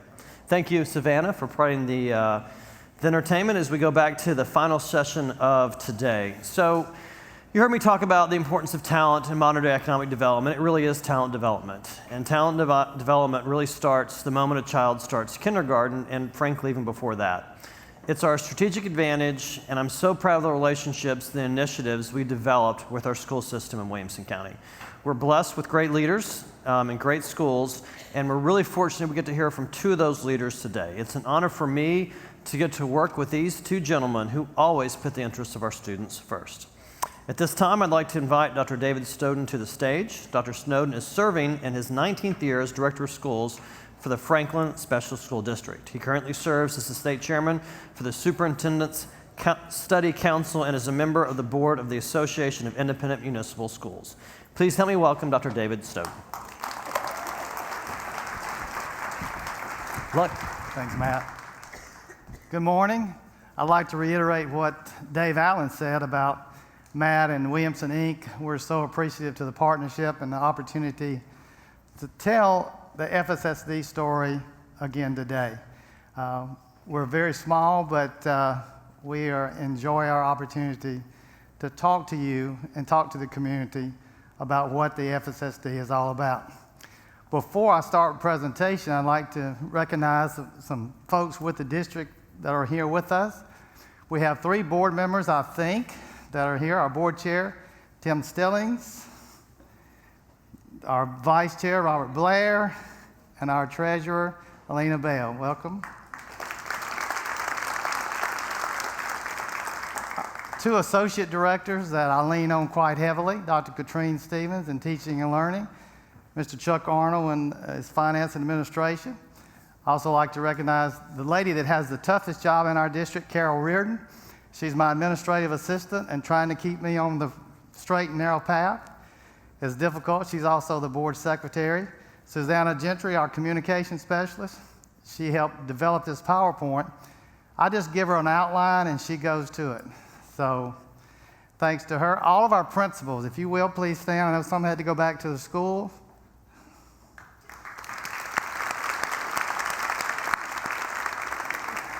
These are outstanding leaders, and we appreciate the work that they do in our schools every day. Mark Anderson is here, our technology coordinator, supervisor. Lee Kirkpatrick, I want to say a big thanks to him. He is our liaison with Williamson, Inc. So he attends our staff meeting. He keeps us in touch with what's going on in the chamber, and also he keeps them in touch with what's going on in the district. I think. Okay. So one other group I'd like to recognize are the superintendent colleagues. Jason and I were just talking backstage about it's nice to have colleagues from across the region and the state. If you will, I know Dale, you've already been mentioned, but please stand up. Dale Lynch, TALS Executive Director, Danny Weeks, Superintendent of Dixon County, Jerry Boyd, Putnam County, Chris Marzak, Murray County. Thank you for being here. And I've got to say, I know you're about to hear from him in a few minutes, but it is a distinct privilege to share the stage with Jason Golden. And I would like to commend, I know we have some Williamson County board members here, but I'd like to commend you because you hired not only a first-class gentleman, but a high-quality leader, and so we look forward to working with Jason. So thank you for that job that you did in hiring Jason to lead Williamson County Schools. Okay, let's get started. Tell you a little bit about our district. Oh, before we start we've got a new app. We launched it in the spring. It keeps up with the news, calendar, any important events. So if you hadn't downloaded it, it's free. It connects directly with our website. So it's a great source of information, and we hope you will utilize it. A little bit about us. We're small, 113 years old. And no, I haven't been there 113 years. Some people may think that. Approximately 3,700 students, pre-K through 8th grade, 700 employees, 8 schools, and this is really important, participating member in a generous community. You don't know exactly what that means. You probably do. But it is so important to have the partnerships, the relationships that we have with all of you in this room and other businesses and organizations in the region, especially in Williamson County and Franklin. Our vision is excellence in teaching and learning for all. That means all students, all adults. That's what we strive to achieve, is excellence. Socioeconomics, here's our percentage of free and reduced students. A total in the district is 40%. Many of my colleagues across the state will say, you don't have 40% free and reduced percentage in your schools. I said, yes, we do, because people don't understand that Franklin Special is a tiny area, geographic area, in the middle of Williamson County. So most people don't realize that because Williamson County is so affluent. Also, if you'll take a look at about our students, we're very diverse ethnicity. In the ethnicity, approximately 52.5% are white, 25% Hispanic, 15% African American, 6.7% Asian, and 1% other. 9.7% of our students are English learners. 12.3% are students with disabilities.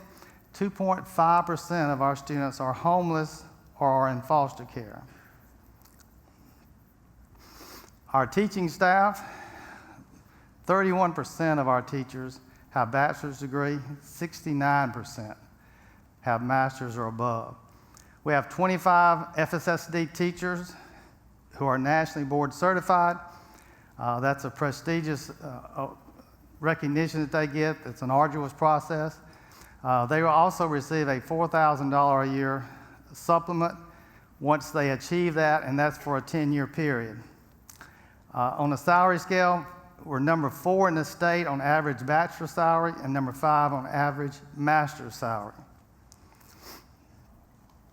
This is a surprising statistic that many of you I heard from after last year's session, chamber session. We have a very diverse student body. 32 different languages, unique languages, and don't ask me to pronounce all of them, are spoken in the Franklin Special School District. And let me say one other thing about diversity. You've heard people say, or maybe you've said it, I don't see color, we don't see color. Well, folks, if you're sighted, you see color, you see differences. But to enhance an organization, whether it's a school district, or a business, or an industry, you not only see differences, but to really enhance that organization, in our opinion, our philosophy, you have to embrace that diversity and you have to celebrate that diversity. When we don't, we're missing out. Because, folks, this is the real world. No longer do we live in a non-diverse society. We live in a very diverse society. And that's real world, and we are going to continue, to celebrate and embrace that diversity. Our schools, we have 8 schools. You see only 7 pictures. Franklin Elementary, Johnson, Liberty, and Moore. And then we have Poplar Grove as a K-8 school, but it's actually divided into 2 schools. An elementary K-4 and middle 5-8. Freedom Intermediate 5 and 6, grades 5 and 6, and Freedom Middle grades 7 and 8. About our school board, if you were to look on our website and looked at the organizational chart, you see it's a little different. You don't have the school board at the top and then the director of schools and go down. At the bottom, the foundation of our school district organizational chart is our Board of Education. Then you have the director of schools and the support people, because at the top are our students and our parents. That's who should be at the top of an organizational chart. Our board just was recognized recently as a board of distinction. That happens quite every 2 years, really. And we're very proud of them for that. 63 total years of experience for our board members. That's significant. That helps in sustainability of your programs and moving forward. And then 4 of our school board members are master level school board members through the TSBA. Also, I say this every year, some of you have heard me say it, that our board members do not receive any compensation. They work totally without, this is truly a service and a work of love. And they are so appreciated because we call on them quite frequently, other than being at board meetings. We're going to tell the story a little bit differently today about our why, our how, and what. Probably most of you are familiar with Simon Sinek's book, Starting with Why. Most everyone knows what they do. Some know how they do it, but very few know why they do it. So we're going to start talking, when we talk today, we're going to talk about starting with why, and then our how, and then our what. Just for fun, one of these days when you go to a chamber meeting and you're talking to people you don't know, when you ask them what they do, come back later and say, why do you do it? Now, what do you think the basic answer, or the answer for most? Make money. That's the result of your why. That's not your why. So we believe that understanding our why allows us to better inspire and to lead the folks in the organization. What purpose, cause, or belief inspires you to do what you do? Your why keeps you up at night, but it also helps you, when your feet hit the floor, you're inspired, you have passion to do what you know is best for the students in your school and your school district. So our why is all about students. It's all about positively impacting their lives each and every day. Our beliefs define our why. What are our beliefs? Here are some of them. Social and emotional wellness, clear goals and high expectation, equitable learning environment, support for our faculty and staff. That's extremely important, because if we're not supportive of them, then they can't be their best person, the best teacher in the classroom. I've already mentioned this: diversity, unity, inclusion, sound parent-community partnerships, and focus on the whole child, which is included. Obviously, social emotional learning is included in the whole child. You'll see a lot of pictures in this PowerPoint presentation. We do believe in whole child philosophy. As you see, art's important, physical education. We're one of the only school districts in the state where our elementary students are engaged in physical education every single day.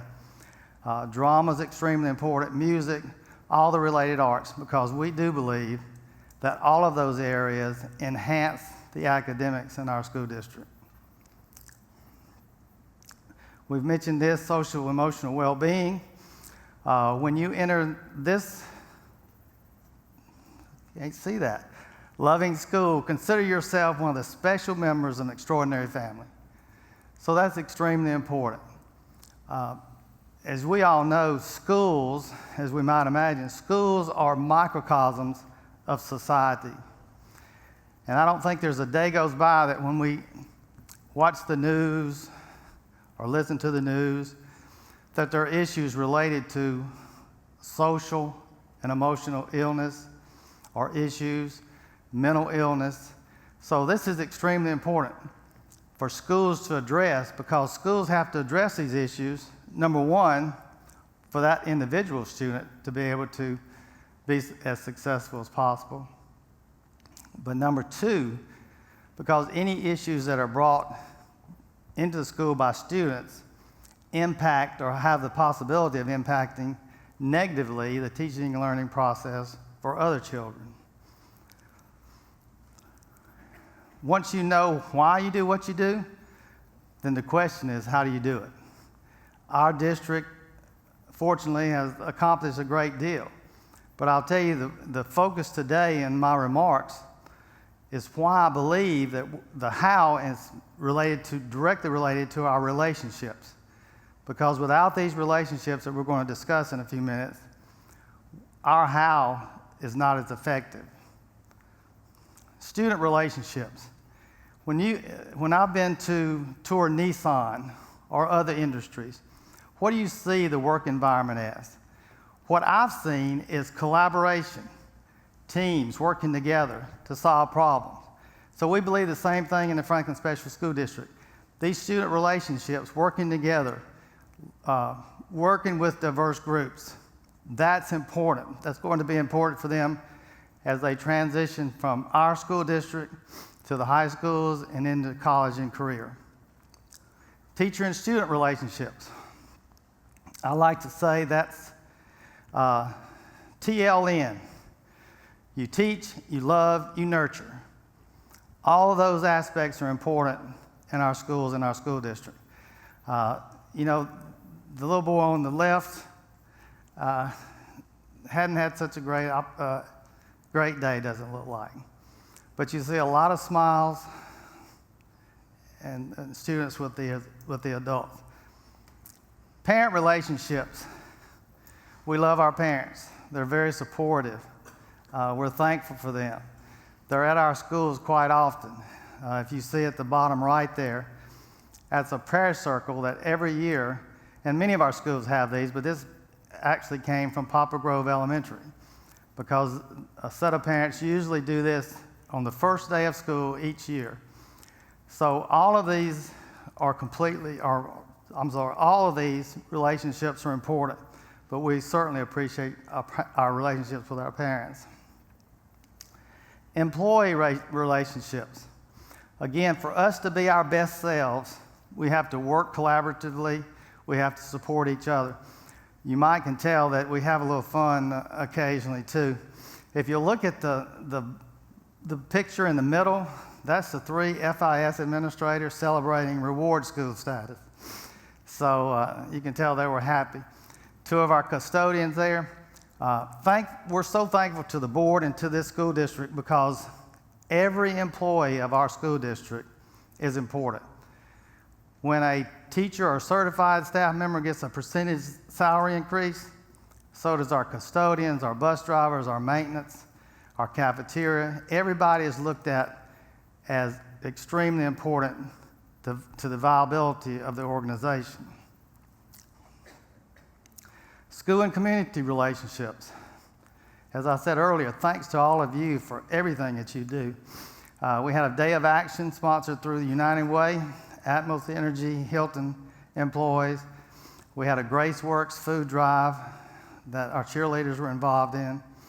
Our Nook is extremely valuable, needs of our kids. We are so thankful for the community organizations and relationships and the relationship with those organizations. Also, you see a picture of Veterans Day. Our school district has participated in Veterans Day since the reinstitution of that Veterans Day parade in 2001 after 9/11. Some of you have heard me say this, but the first year we participated, every child, kindergarten through 8th grade, marched in the parade. My kindergarten, 1st grade, 2nd grade teachers almost lynched me. Because if you know, trying to get kindergartners, 1st grade, 2nd graders to march down the street, staying away from the traffic, is almost impossible. So we made a little adjustment. Now the 4th grade from each elementary school participate in the parade. They march in the parade. So they have something to look forward to. And then we're represented in grades 5 through 8 by either clubs or bands or other organizations. But that's extremely important. We think it's important because we believe that patriotism is important. And this is a great way to teach patriotism and to have students understand and respect the people that continue to fight for us and defend our country and us. Board and community relations, again, we're certainly thankful to our mayor, city mayor, Mayor Moore, BOMA, Mayor Anderson, the County Commission. As you realize, the County Commission provides SROs for all the schools in both the county and the Franklin Special School District. You see what we have a story bus. That's Mr. Blair on the story bus reading this summer. That's a great opportunity for families to gather, have their children read. When they leave, they take a book with them. Also, in our strategic planning activities, Chief Faulkner, you can see in one of those pictures, and as well as parents and other community members, were there helping us with input in our strategic plan. There's Dr. Barker with the Nook. So we're extremely fortunate to have these relationships with our community. I also like to thank Sheriff Rhodes for the work he does with our SROs. Building relationships builds success. Again, as I said earlier, if we didn't have those relationships, we could not be as successful as a school district. We could not be as successful in moving our students forward. When you think about relationships and how important they are, you know, my first thought in relationship is my relationship with my Creator, my God. Then I think about relationships with my family. And then you think about relationships with your professional, in your business, in your industry. So all of those are important, and we value those relationships, and we know that helps to make us as successful as we are. So if you know your why, and you stay focused on the why, and then you know your how, and you stay focused on how you expect to accomplish meeting the needs of students, then what's left? We believe the what follows very naturally. This year in 2019, the state achievement scores, we were 5th in social studies, 6th in math, and 7th in English language arts. One of 8 school districts that were ranked in the top 10 in all 3 tested subjects. Also, we had 4 reward schools, 50% of our schools: Freedom Intermediate, Moore Elementary, Franklin Elementary, and Liberty Elementary. Year-to-year overall composite, that includes English language arts, literacy, math, and social studies. Science was not a tested area for this past year. Continued to be the highest level of 5 from 2018 to 2019. Let me go back one more to say this. All of these test scores are important. Accountability is important. We embrace accountability, but test scores are not the only thing that demonstrate success, in our opinion, for our students. We look at success other ways in the classroom. We look at success in our music programs, in our fine arts, other fine arts, on the athletic field. All the activities that students are involved in are extremely important.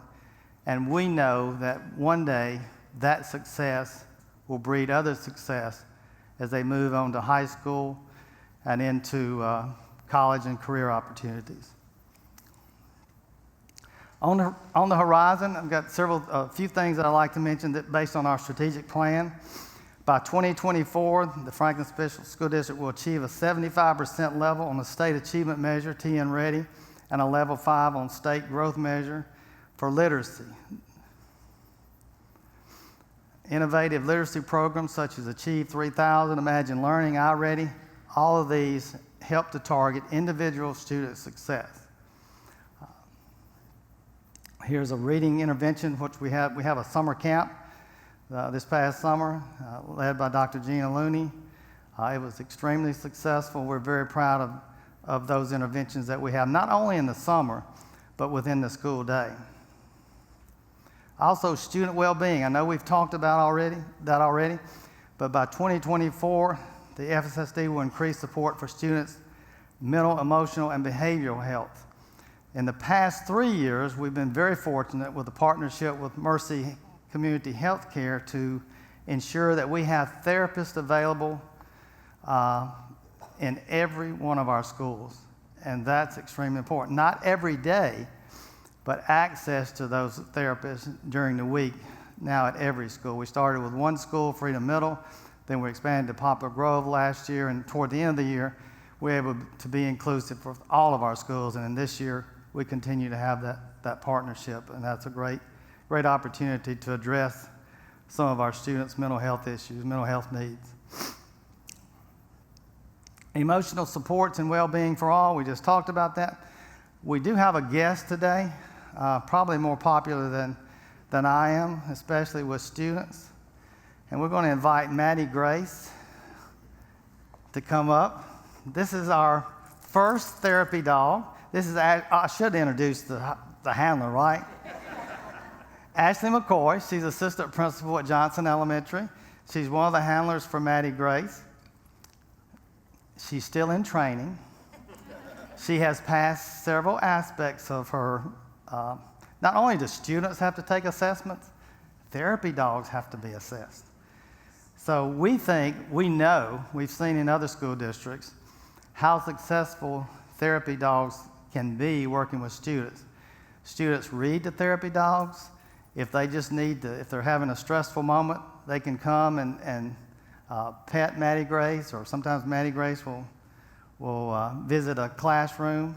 But at this point, she's still limited because she hasn't passed all of her assessments, but she's getting close. So this is our first, and we look forward to having many more join Maddie Grace. Right, baby?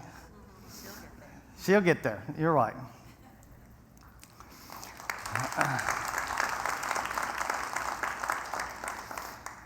Also, we have one of our strategic plans is equity and facilities.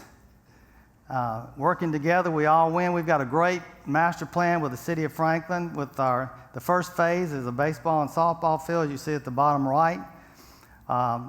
We're looking forward to that construction beginning hopefully by next spring. Also, another gymnasium for our K-8 school at Poplar Grove. Right now, we have one gym for K through 8. So sometimes elementary students are not able to access the gym, so that's a gym basically for elementary. And then we're excited about our performing arts theater. See, she didn't get enough attention. So we're excited about these. The board approved this last year, and we're finalizing the plans, and hopefully we'll have that opportunity to bid relatively soon. Also, college and career readiness. This is extremely important as we concentrate and expose our students to different opportunities for their skills and interests. And I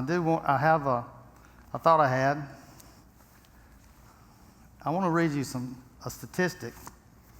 I didn't know this till this summer, and this came from Vanderbilt University. In the past 12 months, Nashville employers have struggled to fill more than 11,000 open roles requiring some level of coding ability. Technology is one of Nashville's fastest growing industries, with tech jobs growing by 43% over the last 5 years. And according to the National Center for Educational Statistics, how many computer science college graduates do you think we had in Tennessee last year? Anybody want to guess? 11,000 jobs. We had 734 graduates in computer science.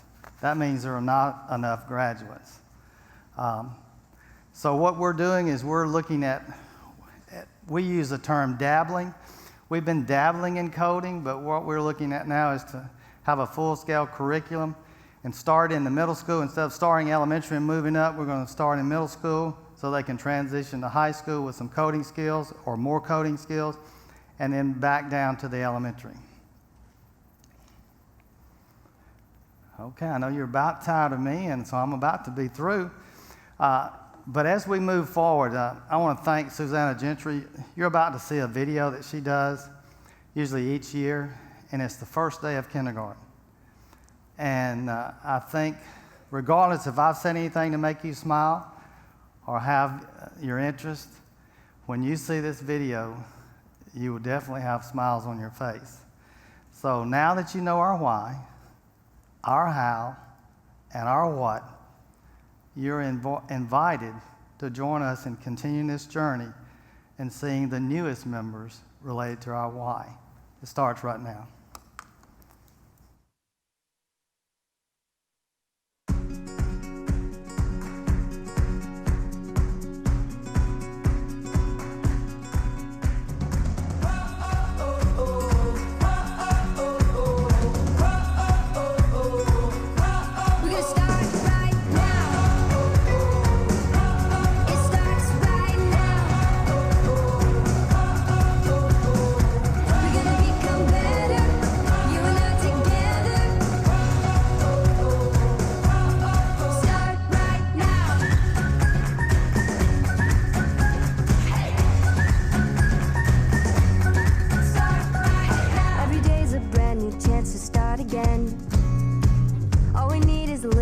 From start to end, you're gonna hear us say, we're gonna find our way. Left and right, we found the groove. Day and night, we're on the move. We can start right now. It starts right now. We're gonna become better, you and I together. Start right now.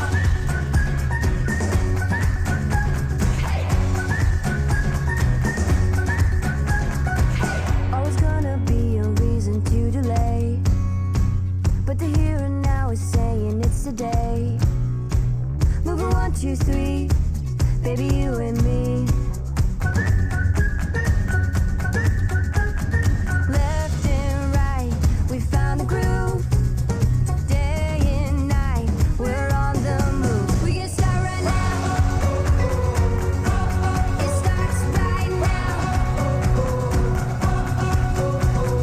We're gonna become better, you and I together. Start right now.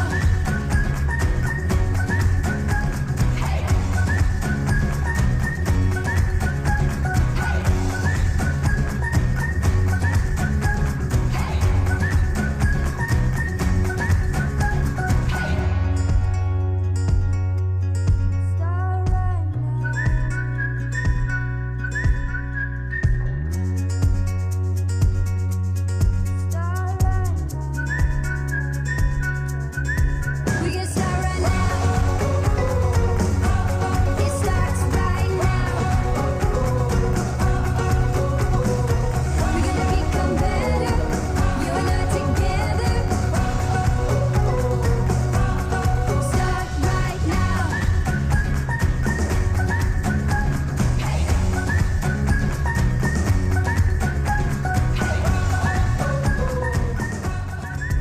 We can start right now. It starts right now. We're gonna become better, you and I together. Start right now.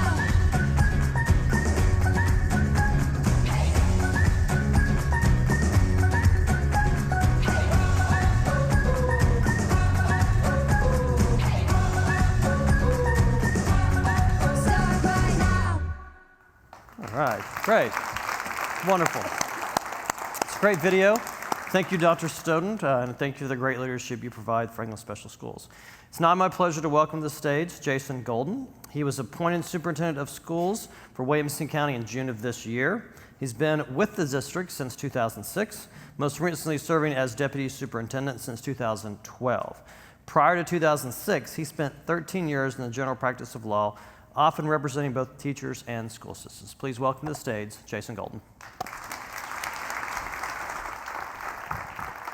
Thank you all so much. I am so excited to be here. You know, we have a great team at Williamson County Schools, but more than that, we have a great team in Williamson County. And listening to this morning just emphasized that to me, what a great team we have. And I'm going to talk about that a little bit as we get going. So Matt, thank you. Thank you for giving us this opportunity. To those of you who spent your morning with us, thank you all so much for giving us this opportunity as well. As I get started, I do want to introduce our board. We have 12 board members, which actually is the largest board in the state. We have some of our board members here with us today. Nancy Garrett, if you would please stand and wave. Nancy is our vice chair of our school board. Sheila Cleveland is here with us. Sheila, in the Brentwood area. Brad Fiskus, another one of our board members. And Jay Galbraith is here with us. And I believe we've got all our board members that are here today for me to introduce. So as we spend some time talking about schools, traditionally here in Williamson County, we would have a lunch. And Dr. Snowden and the superintendent in Williamson County would spend some time talking to you about our brag points. And guys, I've got them. I'm going to give you some brag points. I can't help it. I'm going to give you some brag points. But when I get started here, I really want to emphasize first a thank you to you all as an organization. And as we go through this, I think you're going to see that I'm really working my way up Maslow's hierarchy of needs. So if you're not familiar with Maslow's hierarchy, I invite you to pull that up on your phone and look at that. So we're going to start with that base level of Maslow's hierarchy of needs, and thank you all for something that you did for us last year. And I'm talking about feeding ourselves, that base level. When we work and serving our students, we have to cover that scope of student needs. And last year, Dr. Looney presented this slide to you. I don't know how many of you were there last year and remember this, but this slide was a representation of our starting teacher pay in Williamson County compared to Middle Tennessee and a number of other spots in the state. And you saw that starting pay was $37,500. And as I was sitting in the audience, I literally saw some jaws drop. Some of our business leaders thought, wow, is that true? Is that where our professionals are starting? And I know that many of you thought about the cost of living here in Williamson County, and it struck you that that's just really unbelievable. Well, you all did some incredible things over the course of this past year. We made a big change, and I want to thank you for that. We took a really big step. So our county commission funded $12.9 million additional dollars for our teachers. And I'm just talking about our teachers here. They also funded additional pay for our classified positions that Dr. Snowden was talking about, for those support positions as well. But this was an incredible, incredible gift that the county commission and you all as business leaders gave us, so that we were able to raise our starting pay from $37,500 to $40,150. And we talked about the need to compete, right, with Middle Tennessee and other parts of the country for teachers. But for me, it's more about giving our professional teachers a professional living wage so that they can work in that profession. And I think this is a great first step, so I really want to thank you for that. And you see my bullet point there that I do believe this is a paradigm shift for our county commission. We had slowly gotten so far behind our neighbors that we were having a hard time competing, and the commission recognized that you do need to respond to market conditions. And so I'm so excited about where our county commission is headed in recognizing the need to compete and to make sure that we take care of our teachers. And you see my last point there. Matt Largent was instrumental in your leader, in your servant leader, and talking to our community about that. And I have that quote up from him because it is an ongoing process. Our neighbors are continuing to compete. Nationwide, we're competing for teachers. So I do want to thank you for that, with that basic thank you. I'm working my way slowly up that Maslow's hierarchy, right? So I'm going to start with some challenges that we have. Growth is a true realism for us. We are at about 41,000 students right now. We're growing fast. In the past 18, 19 years, we have doubled in size for Williamson County schools.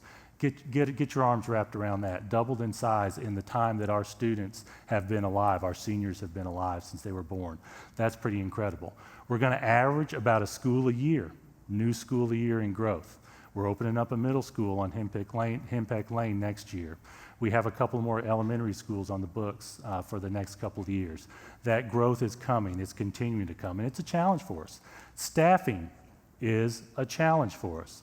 This year we hired 410 new teachers. That covered growth, that covered retirements, that covered the occasional teacher moving out of state. And you all see this next bullet I put, Tennessee is a teacher importer. I want to emphasize this to you. I'm so excited to have Tennessee Tech here representing the colleges here in this state. Our college and universities are aware of this. Tennessee is growing so fast that we are not producing enough teachers at the college level for us to be able to fill our classrooms today. So we are recruiting outside the state right now to bring teachers in. And I see some nods from some educators in this room. Now, what I see in our colleges and universities is that they're starting to hit it. I know that MTSU, that Austin Peay, Tennessee Tech, all three of those institutions, I have personal knowledge that they're taking some really good steps towards filling that need. But what we also know is that for a teacher to get into the profession, number one, they need to want it, right? They need to want to be a teacher. And we also need to give them that wage, give them that professional income so that they can do the work. So I'm excited about where our future is headed for that, but I wanted you to know as business leaders that continues to be a challenge for us in Tennessee. So many things are dynamic in our community, especially in Middle Tennessee, that is something that's going to be a good challenge for us to face over the next few years. In Williamson County, if you're a parent, have you ever called the bus garage and say, "Where's my bus?" I don't know. So, but we still have challenges with bus drivers. We actually have enough bus drivers to fill every route, but we're still short on bus drivers. So every time I speak, I want to invite you as business people, if you know somebody who's retired, somebody who's thinking, I want to do something good. I want to do something good for children. You can get up early. You can run around. You can play a round of golf in the afternoon. Get back to driving a bus as school lets out. So I do want to invite you all as business leaders, when you hear of stories like that where somebody's looking for something to do, let us train your drivers. Let us train our drivers. Let us train your friends and get them to serve that need in our community. It's a continuing issue. Maslow's hierarchy of needs. What's the next step above physiological feed yourself needs? Anybody looked it up? Safety. Safety is an issue for us. We're covering the scope of our student needs here in Williamson County. And I just want to give you one quick example. Y'all, vaping is a big issue. Those of us as adults, maybe when some of us were really, really small children, we remember that there were TV commercials for cigarettes. It's been 50 plus years ago. I don't remember them. But what I do know is that our community across the nation got their arms around that years ago, and that stuff stopped. With vaping, we're behind the curve when it comes to students in vaping. Educators across the state, and I'm convinced across the nation, are very worried about this, and this is a big safety issue for us. And so as part of my presentation here today, I wanted you guys to get a glimpse of that.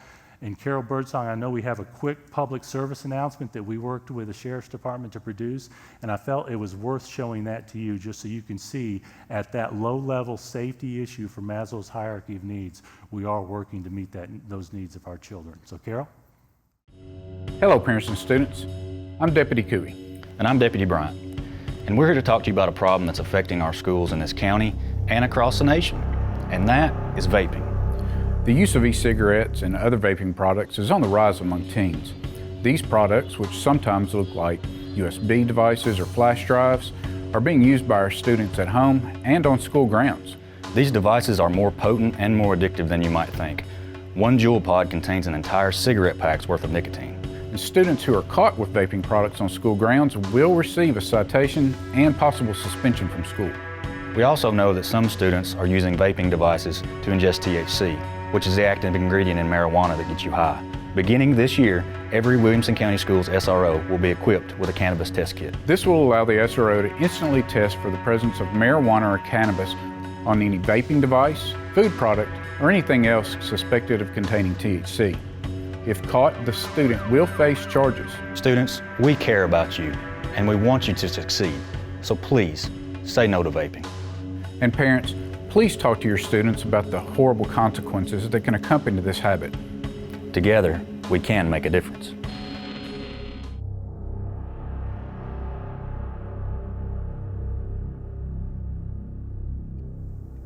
As Dr. Snowden talked about, we work well with the Sheriff's Department. It's an example of our community partnerships that we have. We work well with you. Everyone in this community is supporting each other when it comes to those basic Maslow's hierarchy of needs. But now it's time for me to do a little bragging. I can't help it. So district accountability. The state tests us, and we think they should. And we actually think that the state testing program is pretty good right now. What we're looking for is some longitudinal data so that we can track our students as they grow. And just like Dr. Snowden mentioned, I want to celebrate our reward schools. We had 28 reward schools this year. This is the most ever. And I felt like it was important for you all to get a little grasp, at least a small grasp, of what they mean by reward schools. And they measure achievement and growth. Those are the two big factors. I've included some other smaller factors. I won't rattle through them all, but I have them up on the screen. Attendance, English proficiency, graduation rate, ACT score, AP classes, et cetera, are part of how they measure, especially our high schools.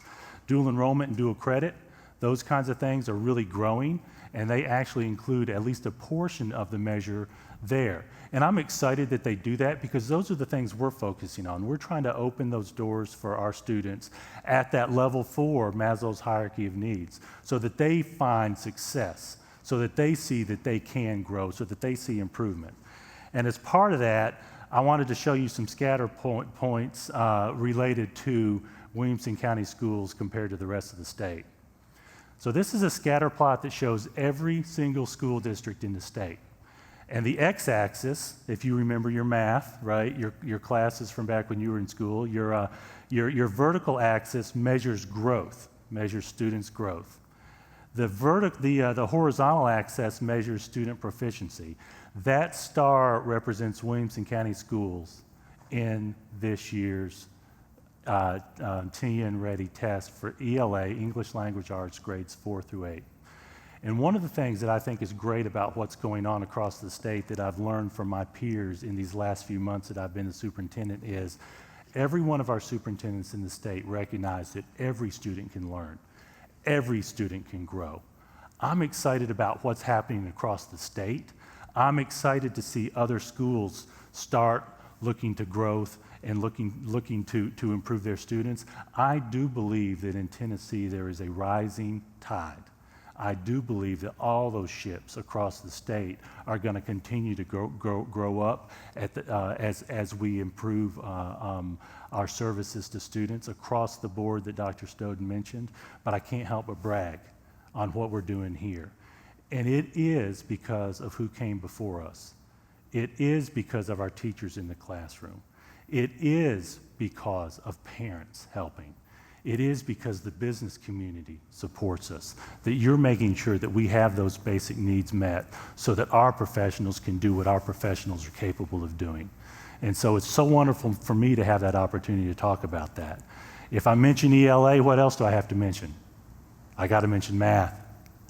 Look at that. Another example. We're growing and we're performing well. Growth is important. You cannot continue to perform well if you don't grow. So we are so excited about where we're going as a school system here in Williamson County. Now, I've switched over. Carol Birdsong told me that I needed to add some color to my presentation, so I got a couple colors in there. We got some blue and red. It's not as exciting as David's, but I got to be about that data. So what we did here was create some bar graphs showing Williamson County students compared to the state level.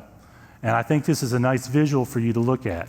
This represents, again, English Language Arts grades 3 through 8, the percent of students that are on track or mastered that the state shows have achieved what they need to achieve. And then the red bars represent statewide. So we're so excited to see that. I will tell you the state is growing. But I'm convinced and I'm excited and proud that because of the generations of work that have led up to us, we continue to be a state leader. And I'm excited about where we're going as a state. I do want to point out to you that the state does measure what they call subpopulations: Black, Hispanic, Native American, economically disadvantaged, limited English proficient students, and students with disabilities. And I felt like it was important for you to see that graph. And one of the reasons, again, we're so successful is because that matters here in our community. So thank you for that. Next graph, you're going to see some similarities here. High school, English Language Arts, you're going to see some similar bar graphs there, right?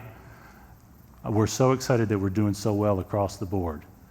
TN Ready for math, grades 3 through 8, Same thing compared to the state level. And I want to point out some of our what they call subpopulations compared to the state average across the state. Many of our subpopulations in these categories are outperforming the state all students category, and that's incredible. It's a credit to you as parents. It's a credit to our teachers and the work they're doing and ensuring that all students can grow. Next brag point, high school math. You see similar bar graphs. We're so proud of what we're doing.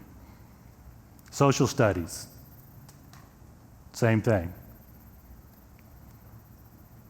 And I want to mention now, as we're starting to go from level 4 of Maslow's hierarchy of needs to level 5, and somebody shout that out. What's level 5 of Maslow's hierarchy of needs?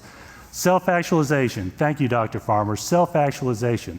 What we're talking about is students finding success and then reaching their potential. And this bar graph represents our advanced placement course trends over the past few years, basically the past 9 or 10 years. And I want to point out a couple.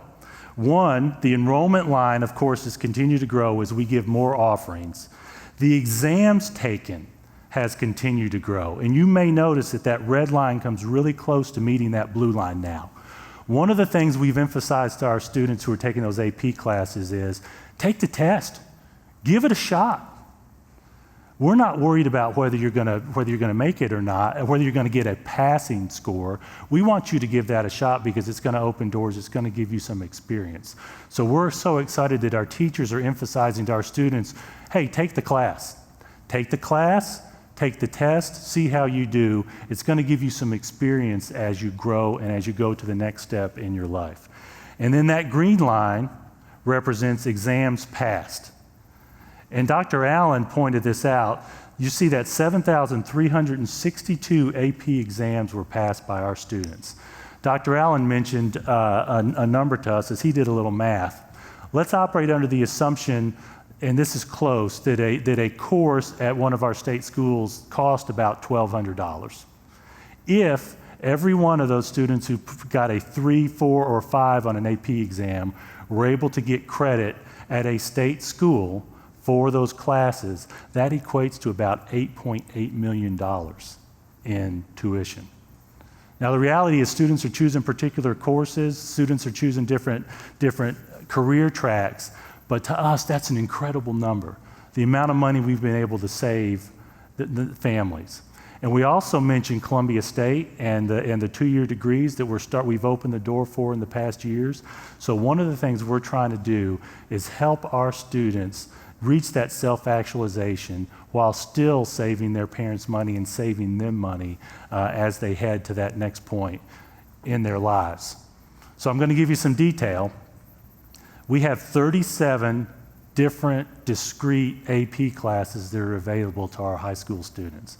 And you see the list: English, math, science, social studies, world language. We also have introduced in the last couple of years an AP seminar research program.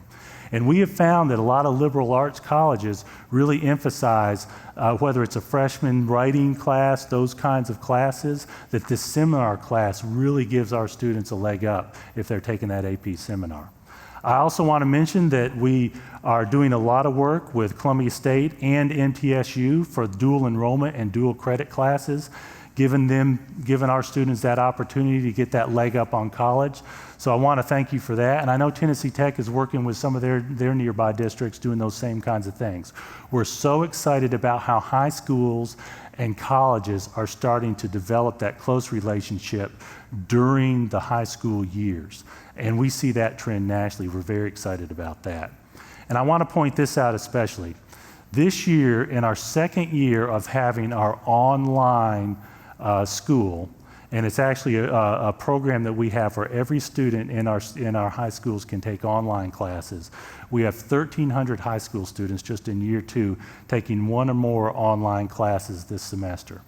One of the things we heard from our graduates 2-3 years out was that they were hitting some snags in college because a lot of their college courses included some online work.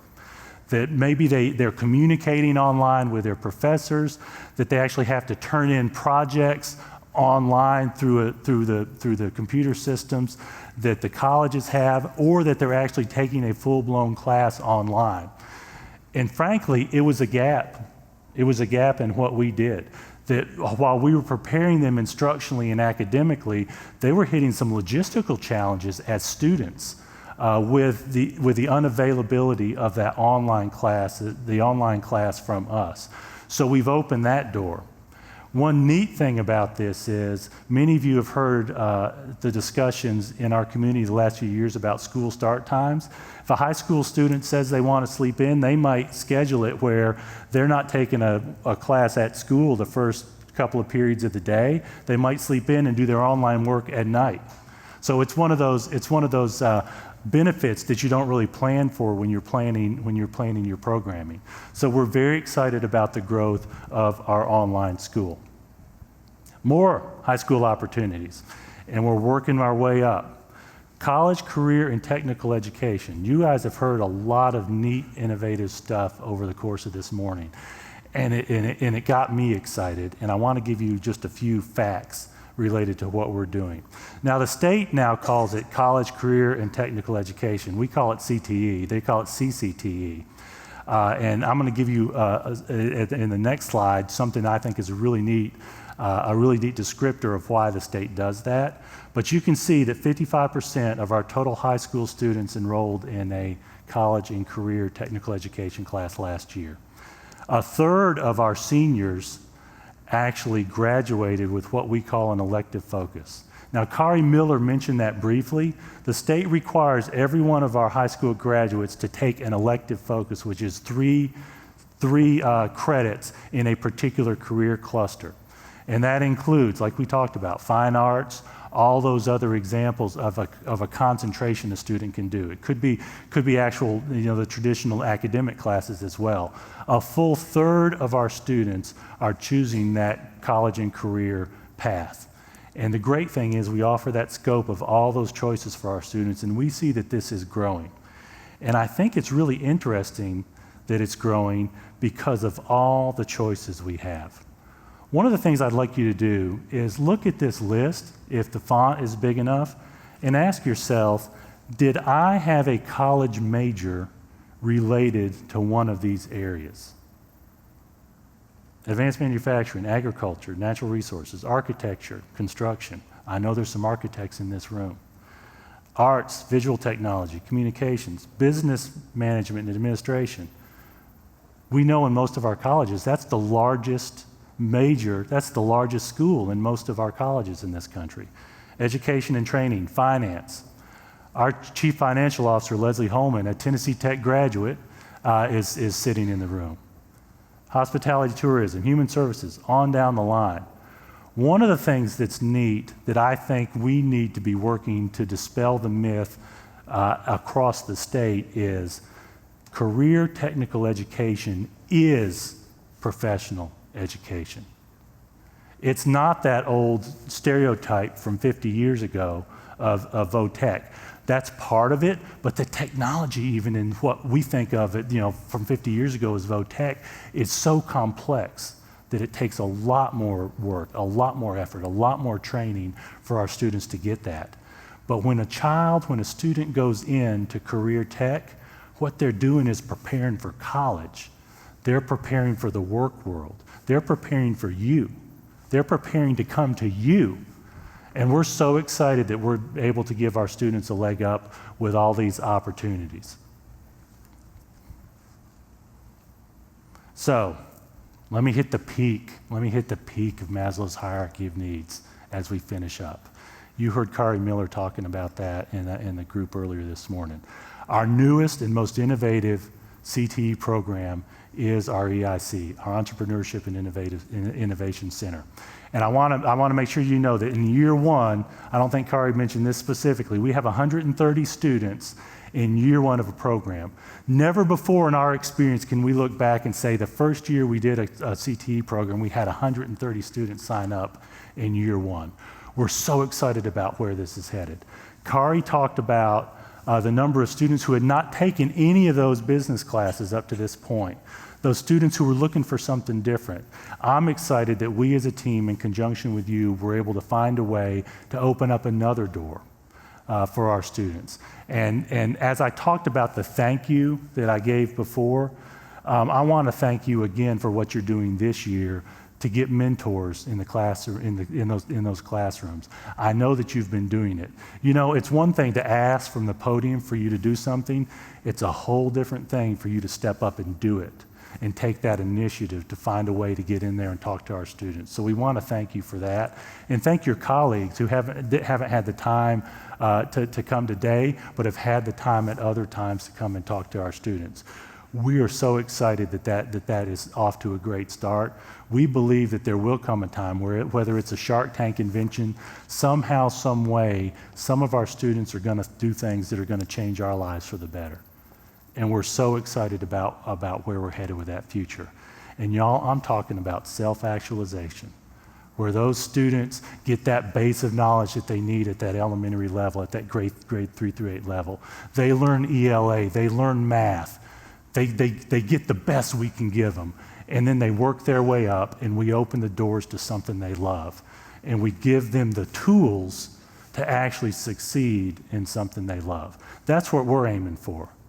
The reality is we're covering the scope of student needs.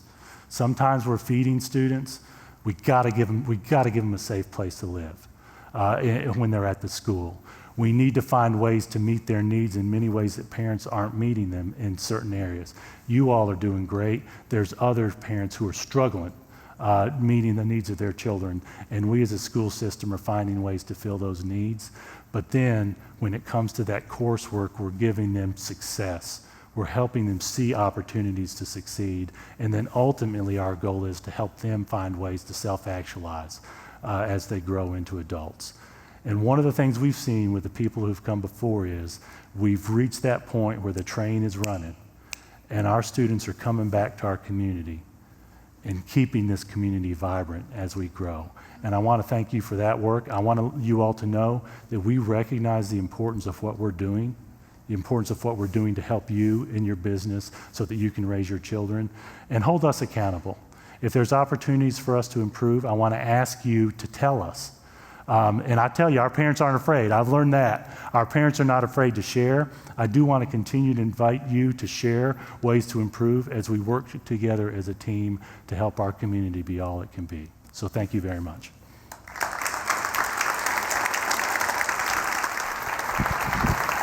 Thanks, Jason. Well done.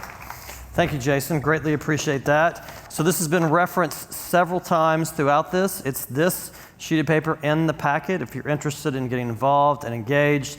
The only way we create relevancy for the students is if people are willing to help out.